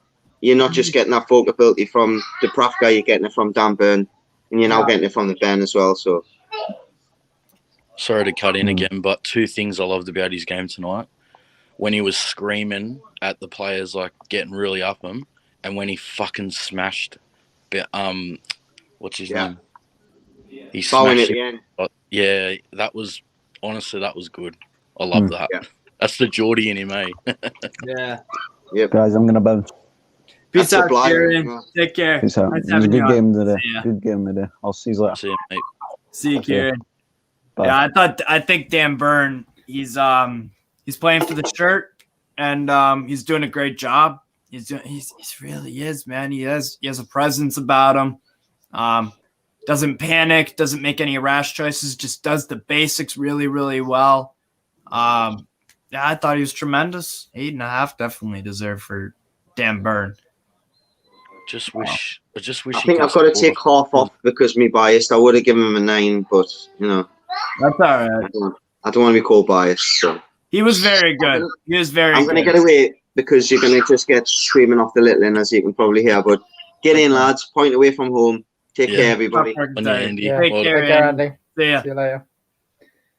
I'll give you James. I'll give you Matt Target. Yeah, I think he did well today. I'm going to score him an 8. I think Dan Burn just nudged him today in terms of a performance. But, what a world of difference he makes down in that left-back spot now. Great, good, solid defender when we need him to be. Can get a good ball into the box occasionally, too. Yeah. His defensive qualities kind of remind me a little bit of when Matt Ritchie came into that role and started playing really well at left back at a certain stage. It's very tenacious down that left side. And, goes in with a lot of Dummett-esque as well, where he goes into for a lot of sliding tackles, wins the ball more often than not. There was a couple of times where the midfield were caught out of position. He intercepted the ball in the middle of the park, won the ball back on the left-hand side to relieve the pressure from the back four. So, can whip in a decent ball when called upon going forward. So I think he did really well today. Absolutely. Did his job. Target at 8. Jason Scott, fitness over 90. We look much improved week after week. That's true. We can cope. We don't give up those late goals. And it's good to see that we can get results a lot of different ways. It doesn't just have to be one way that we get wins, but then if another situation arises, we crumble. So I'm liking the fitness a lot. It's definitely improving under Eddie Howe. So I think I got. Who do I have next? Ooh, I get Joe Willock. I'm gonna give him 8.5 out of 10. Scored a goal, good finish. I think he's made himself busy. He looks like the player that we bought. I think he's been very good. I thought he was very good today, to be honest. Only 8.5, mate. I would say 8.5. Yeah. Away from home, that performance. 8.5. I would say. Yeah, 8. I agree with Steve. Yeah. I think he progressed the ball really well today. Excellent at progressing the ball forwards. What would you give him? I'd probably give him a 9. I think he was absolutely brilliant today. He started. He didn't start like the last 2 matches. How like he progressed into the game. He just started all out, and he was just our most dangerous, I reckon, today on the pitch. And he scored the goal, which you get the point instantly, 2 points, whatever. But he just a lot of grafting. I think I'd give him a 9, but that's just me. I don't know. What do you reckon in the comments, lads and lasses? Dipped off second half, I think, just for me. So game management, I guess, trying to see out the win. Sorry, the draw. Yeah. No. I agree. Still a great performance.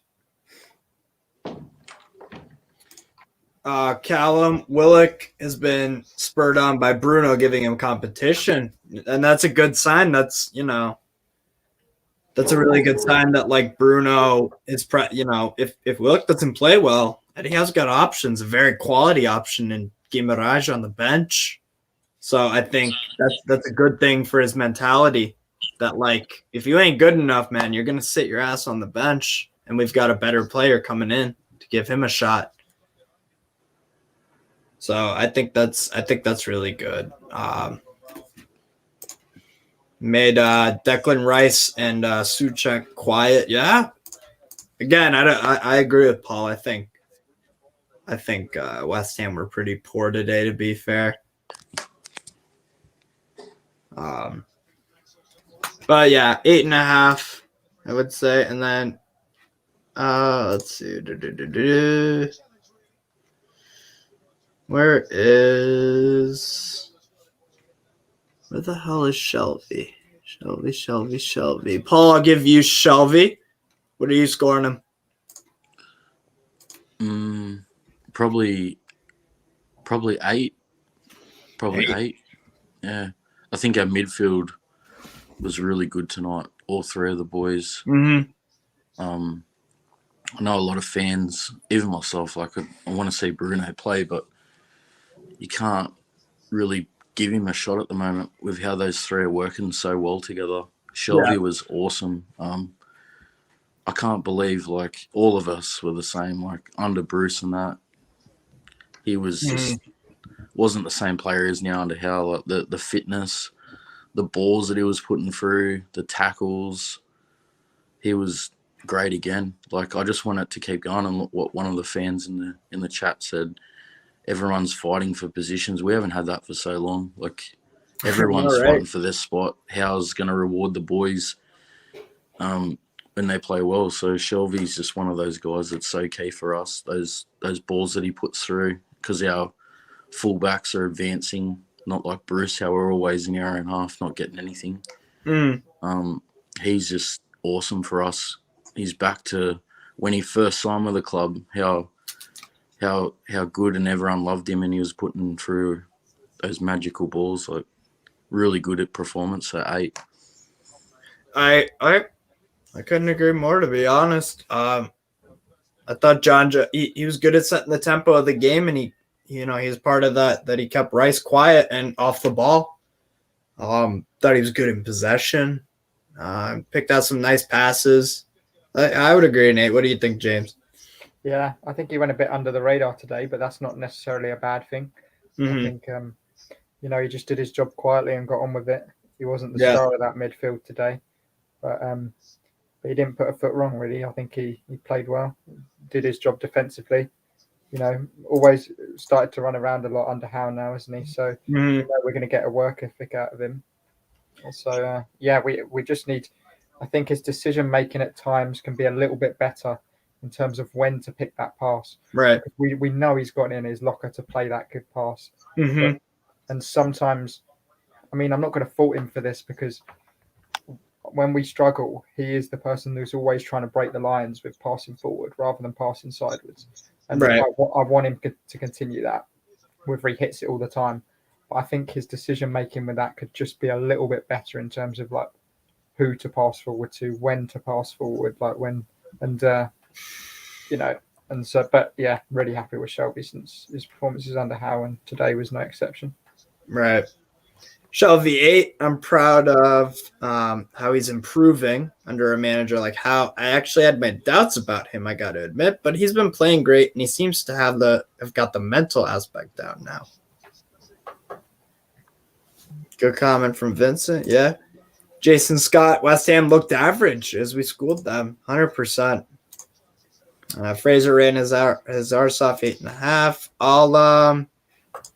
I get Joe Linton, it looks like. Joe Linton, I would say, again, another very good game.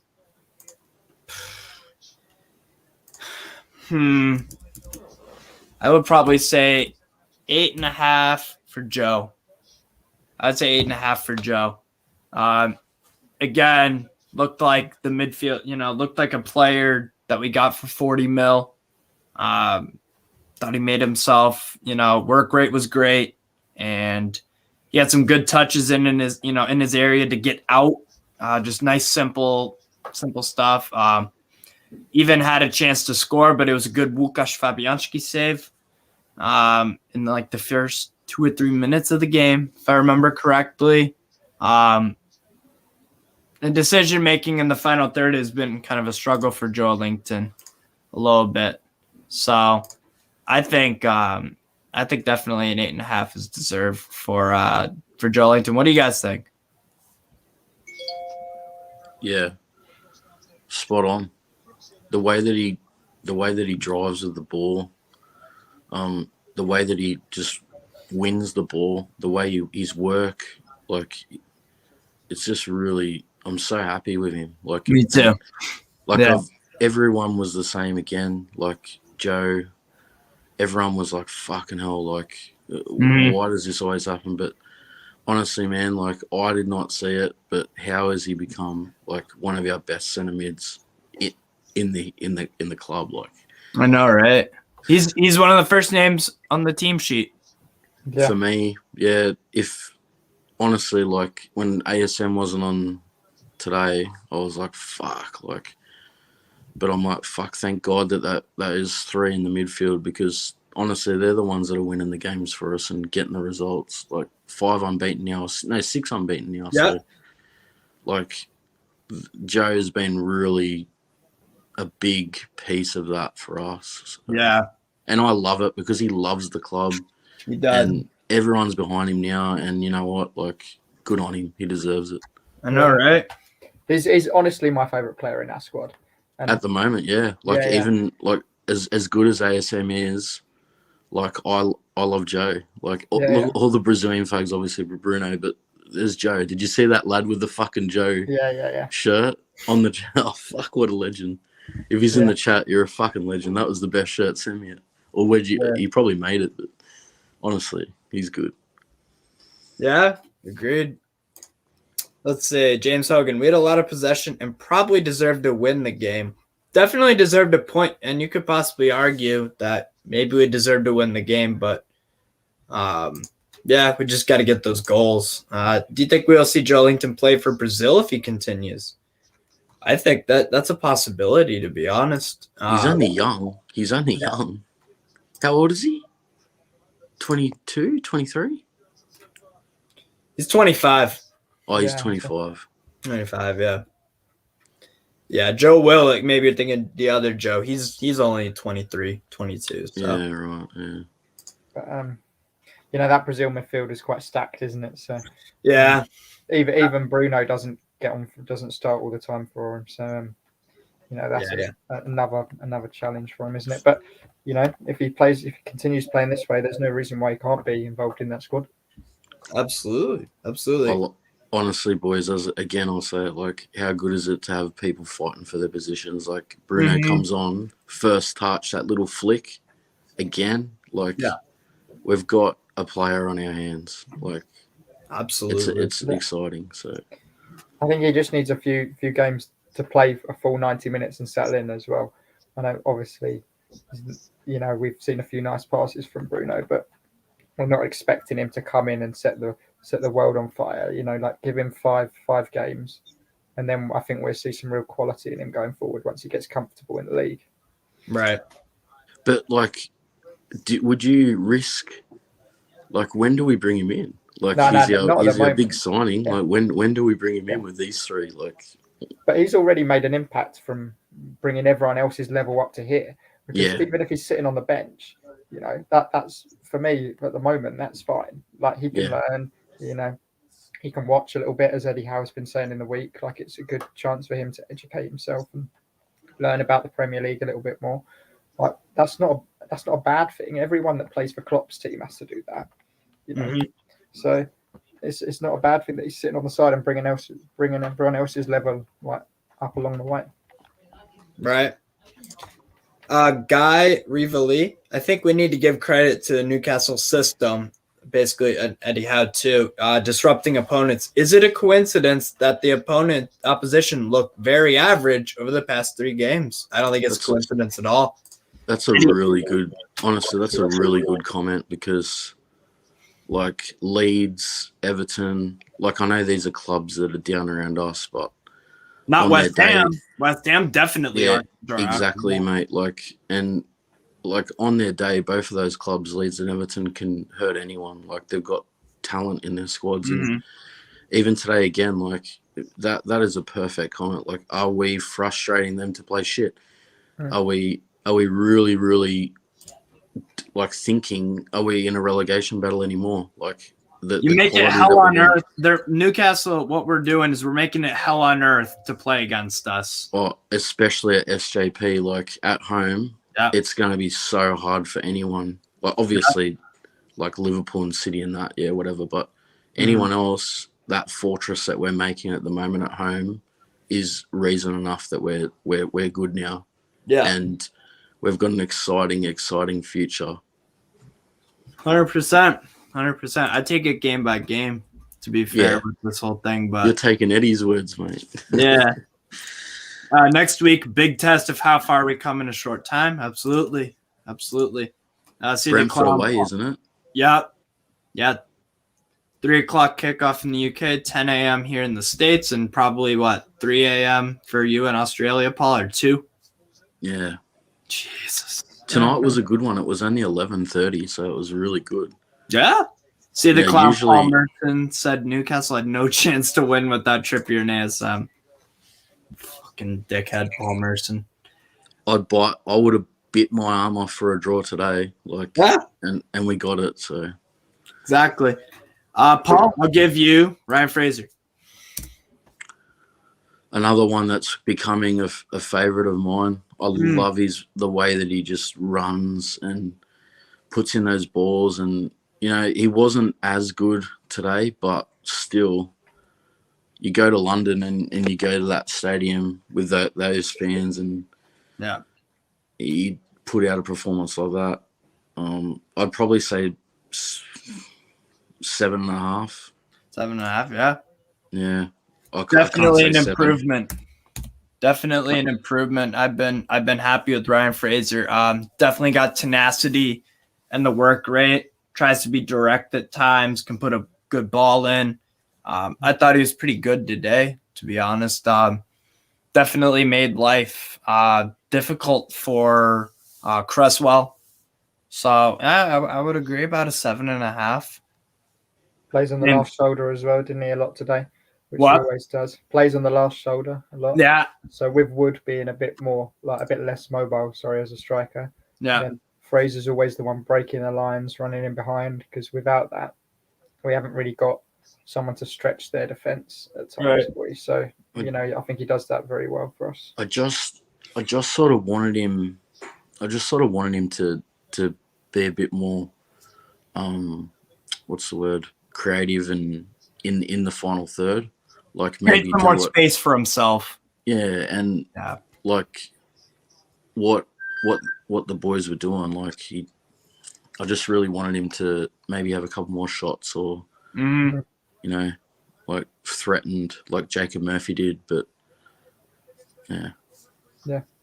I think as well the fact that he's like, I always just thought that he would be plagued with injuries after the first few months of him being on Tyneside. I thought that we wouldn't see the best out of Ryan Fraser, but for him to get over those injuries, and it looks like he's got a run of games under his belt now, that's like really encouraging for us going forwards, because it hasn't been a waste of a transfer essentially because of the last three performances he's putting in, because of him getting a few 90 minutes under his belt now. So I think the training as well with Eddie, like it's improved him. With Bruce, who knows what was fucking going on at training, but like, they're always on holiday. They'll probably train him once a fucking week. Like, But with Eddie now that he's got the team just looks so fit. What you were saying before, Steve. Like we're 90 minutes. We're not huffing and puffing. We're not losing stupid goals in the last couple of minutes. Like we're not scoring first and then fucking conceding like straight away. Like it's just totally different. Right. Completely, man. We're looking more and more match fit, which is, we've got to be at that standard if we want to avoid relegation. So, yeah. James, I'll give you Chris Wood. Yeah, I think he played well today. I think obviously didn't get his goal. We're still waiting for that day to come. But, I think sometimes what gets underestimated with how Chris Wood plays, I think, for us is there is a desire to press from the front, where we haven't seen that over the years with previous strikers. Wilson is the exception to that, but he still at the very end of the game, I saw him, at the halfway line, pressing with the centre backs, and he always wins a lot of balls in the air, doesn't he, and flicks them on. I think with the ball at his feet, he always doesn't stifle play like some strikers can do sometimes. Always knocks it on and plays well. So, I would like to see more balls come into him for chances in the box, because today there weren't a lot of chances for him. I don't think we can fault the way he played today, because he didn't really get that many opportunities to put his head on something or to, get the ball in the 6-yard box or in around the 18-yard box. So, from what he had to do today, I was quite impressed with him. Do you reckon he keeps his position when Wilson's fit again? No. No, I don't think so. No. But, you either play them both together, which I don't really think is the answer, because I prefer our wide men in that system. I don't think we should disrupt the system. So I would go with Wilson. But obviously, there's nothing to say that Wilson will come back and be fit. So, there's every chance that he's going to be. Again, it's competition for places. We have it in the midfield. Why can't we have it up front for the strikers as well? So, and if the game isn't going to plan and we need a different style, you bring him on. It's awesome just to have that option. We haven't had that option. We've had just Gale on the bench, and when he comes on, you need to have competition. You need to have competition around in the squad, because it helps the players perform. And with a midfield at the minute, you cannot drop that midfield. Yeah, because they're doing so well, and it's a shame that Bruno G isn't getting in the starting lineup, but the midfield are performing. So we need to now say, well, probably give Shelby a rest. I probably would give Shelby a rest, because he was tiring near the end. Why you took Willock off for Bruno G? Why didn't you take Joe Linton off? He had cramp. He wanted the draw. Eddie wanted the draw, I reckon. Yeah, but if you go for the win, he was looking to bring Lascelles on too. I know they're fucking pricks as well for keep playing like when our man was down, like assholes. The ref should have stopped it. I know he's off the pitch, but he's not receiving medical treatment. At least blow it, get the medical team to go over to him. Well, the medical team can go over, can't they? Because he's off the pitch. They don't have to wait. Yeah, but anyway, Stevie, I'm off, man. I'm fucking tired, so I'll take care, Paul. Thanks, lads. Nice talking to you, man. Take care, too, bro. See you, boys. Take it easy. You too. Steve, I'm going to go with 7, by the way. So. That's all right. Phil McCracken, J9 to striker and Bruno commit. No. Joe Linton, you got to stay in midfield. No. Yeah, I would say keep Joe Linton in midfield. He's not a striker. We're seeing from his shot in the first half. He's not a striker. Straight over the ball. Exactly. No, I would say I would much rather 100% would rather put Willock in midfield to Willock as a striker compared to Joe Linton. We've tried Joe Linton as a striker, as a forward. He's not the same player.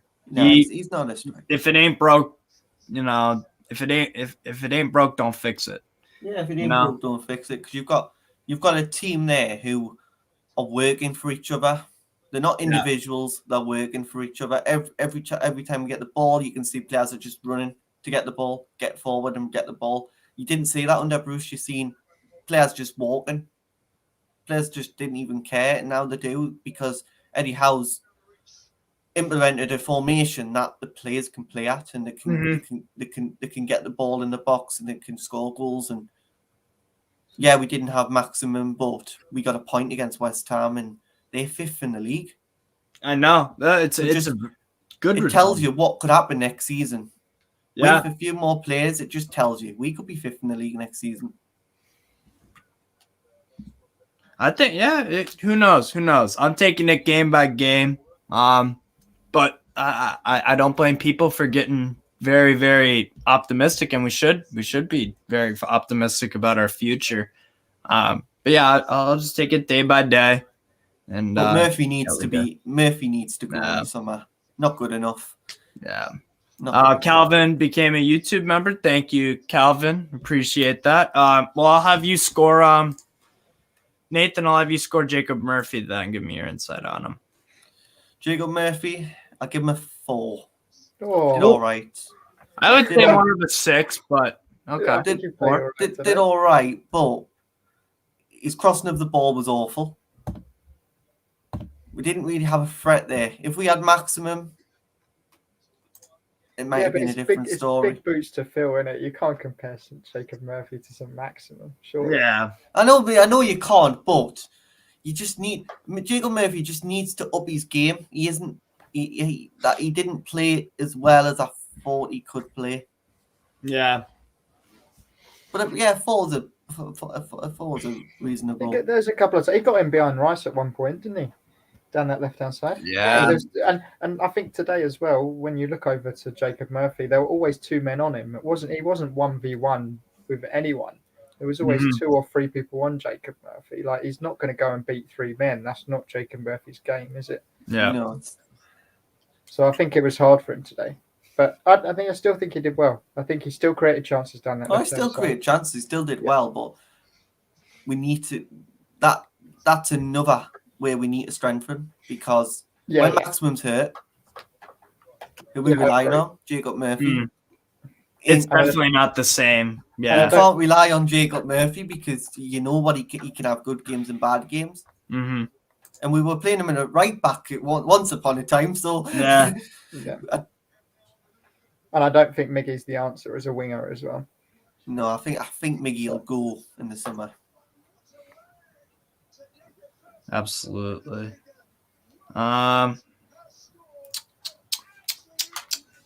Subs. We have only two. So Miggy. Let's see here. Miggy. James, what do you give Miggy? How long was he on for? 15 minutes? Yeah. 20 minutes? I mean, that's long enough to give him a score, isn't it, really? Yeah. But I didn't notice anything from him. Mm-hmm. Which is a real shame because I'm a big advocate of Miggy. I love him. I think his work rate is enough to endear himself to me. Where there's sort of, and I want him to do really well. I want him to get the sort of like revival that Joe Linton's had, and maybe he can if he starts more games. But if Murphy's getting a 4, Miggy's got to get a 4 or 5 as well. I'm going to go 4.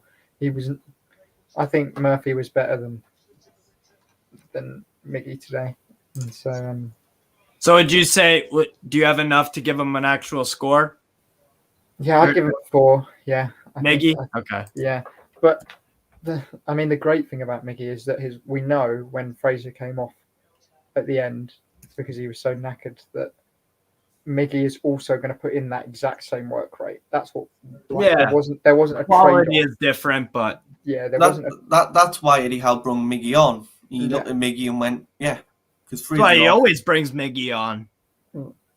And I think he can do well if he gets a run of games. Like giving him 15 minutes, he's not going to get the best out of Miggy. You're going to have to get a few games on the run, aren't you? Yeah, you're going to have to give him a few 90-minute games, aren't you? So I don't think it's fair that we judge Miggy under the Eddie Howe era so far, because he hasn't had that chance yet.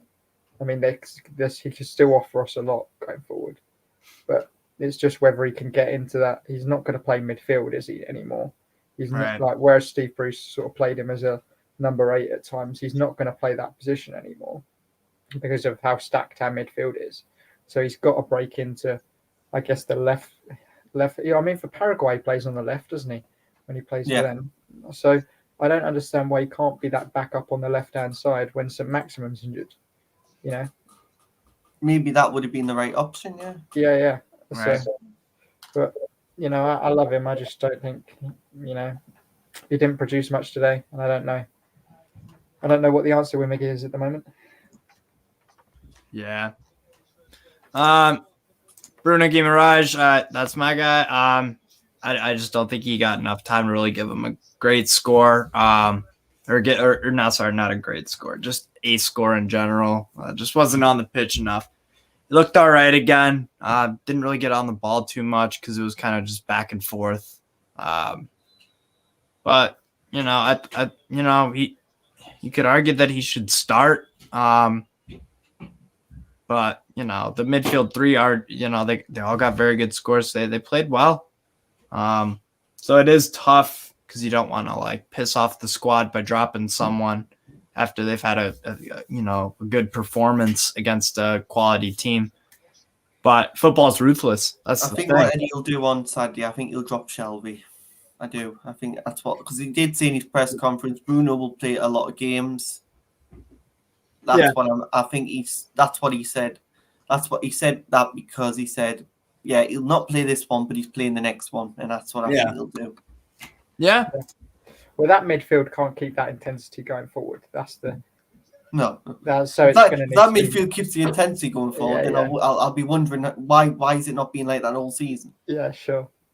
Yeah, but exactly. So he's going to have to come in at some point, and that's why I'm not too upset with how things have gone so far, because while we're winning and drawing games, you know, you want to keep that midfield, while that midfield are dominating most weeks against any other midfield they come up against.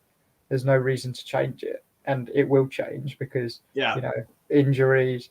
You know, someone will get a bit fatigued. You know, as we've spoken about, that Shelby, you know, lost a little bit of it towards the end of the game, so it's going to get mixed up at some point. So it's just a matter of time before we see Bruno start again. Right. Yeah, it'd be nice to see him get a full 90, Bruno. Absolutely. Calvin, or one of our members, lost my patience with Miggy. Unfortunately, sad because I like him. You know, I think he could do the position change like Joe Linton too. I wouldn't. Would you guys rather have Emil Kraft at right back or maybe Miggy? What, Miggy at right back? I mean, to be fair, he's got the work rate for it. He chases down guys. There's no doubt about that. I'm not saying it's like, I don't know if he can defend. We need to work out if he can defend yet. That's true. Not really seen Miggy do that, but it could be an option. Yeah. I think Graham's comment is really good. I think he's along the same lines as me, which is he keeps thinking Miggy will come good. Yeah. It's so frustrating, and you know, I agree with him on that. Yeah. No, I want to believe in the lad, and I want him to. But maybe Newcastle isn't for him. And if it isn't, I'm hoping that he can go on to a club and really set the world there's talks on of fire. River Plate. River Plate. There's talks of that. Newcastle just terminating his contract and letting him go. It's a gesture. Yeah. Larry Strawberry doesn't like my Miggy at right back idea. Shocking. I'm just I'm not saying it could be better. It is. Anything's better than Kraft. I think he's the problem is that where we play with wingers now, I don't think Miggy's a winger. I think he's a left midfielder. So I think he's good at running the length of the pitch, doing a bit of defensive work, progressing the ball forwards.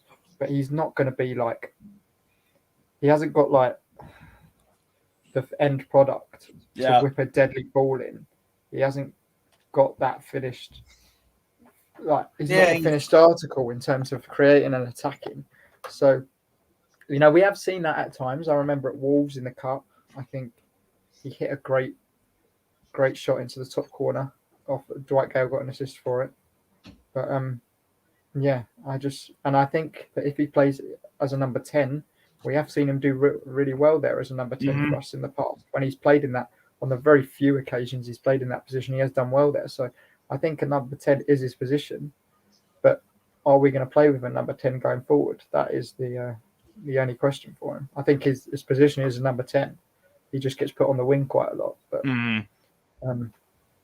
But yeah, I don't know what the answer for it is. Yeah. And then we'll grade Eddie Howe. I'll give it to you, Nathan, because you joined a little late. That's fine. What do you give Eddie Howe? Well, it wasn't a win, so you can't give him a 10. Obviously, yeah. So it would have to be an 8. Eddie Howe sums every game. Eddie Howe gets the team out working hard, and an 8's a fair score. It would have been a 9 or a 10 if we win, but a draw, got a point at the London Stadium. Yeah. Obviously, to look at what West Ham are in 5th position, that's a massive point for us because that just pulls us another point away from the relegation zone. 5 points clear now. Beat Brentford, and I think we're safe. I do. I think after we beat Brentford, we're safe. I think if that happens, we're safe. I'm not as confident in a minute. I think, I think we can make Brentford look average. Yeah. Like our past 3 opponents, we made them look average. I think that's a real chance, isn't it? Well, West Ham didn't look anything like it. Declan Rice wasn't very good. Soufal didn't get on the ball enough. I mean, wasn't good enough today. Yeah.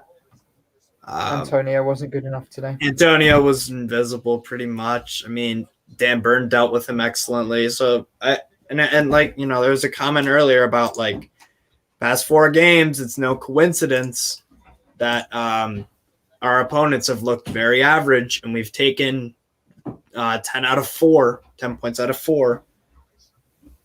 So, I mean, Jesus, it's remarkable what Eddie Howe's doing. He just needed a transfer in or 2, and that's okay. That's okay. That's what it's all about. So, and not just Eddie Howe, the backroom staff as well. Jason Tyndall, always very vocal on the touchline. He is. Everyone else around him. They're all vocal, which is great to see that the backroom staff are getting involved through the game. It's a change. Yeah, Bruno should start against Brentford. Yeah. Graham Towler, too early to guarantee safety, but a win against Brentford would be huge. Absolutely. Yeah. I just don't see Burnley or Norwich getting out of it. No, I see Burnley. I think Burnley could be safe. I think Watford. I think Watford,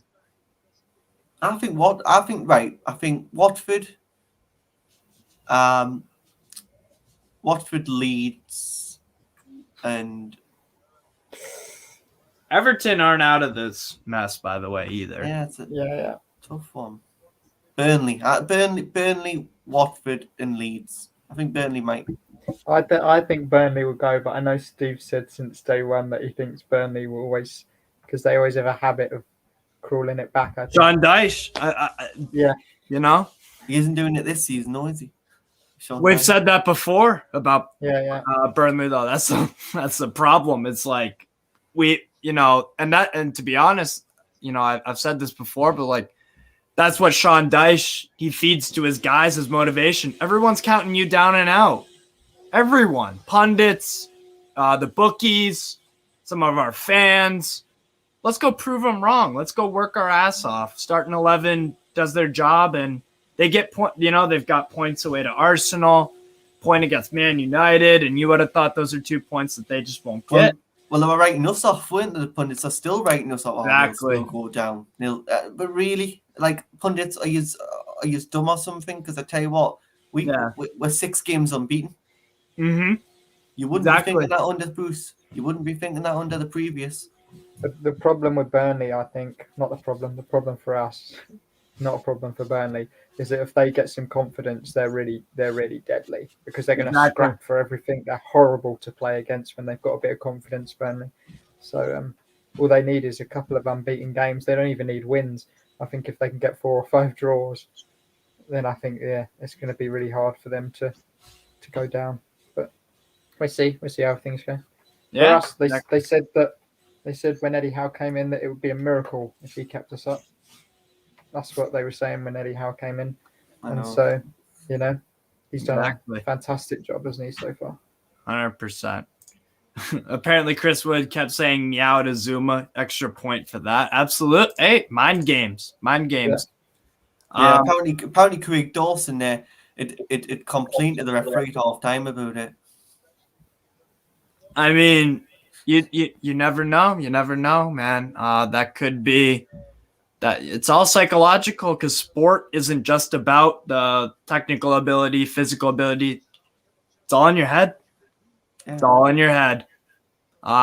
So yeah, but good result, 1-1. We gained a point from a losing position, so that's good, and against the side that's competing for top 4. So, as Kizo says, onward to Brentford. Let's go next Saturday, 10 a.m. U.S. time, 3 p.m. UK time. I'll be here on Newcastle Fans TV. So, thanks everyone for watching. Don't forget, subscribe to the channel, comment, like, share around. Let's get this, let's keep growing this community. Let's keep growing it. So thank you guys, and take care.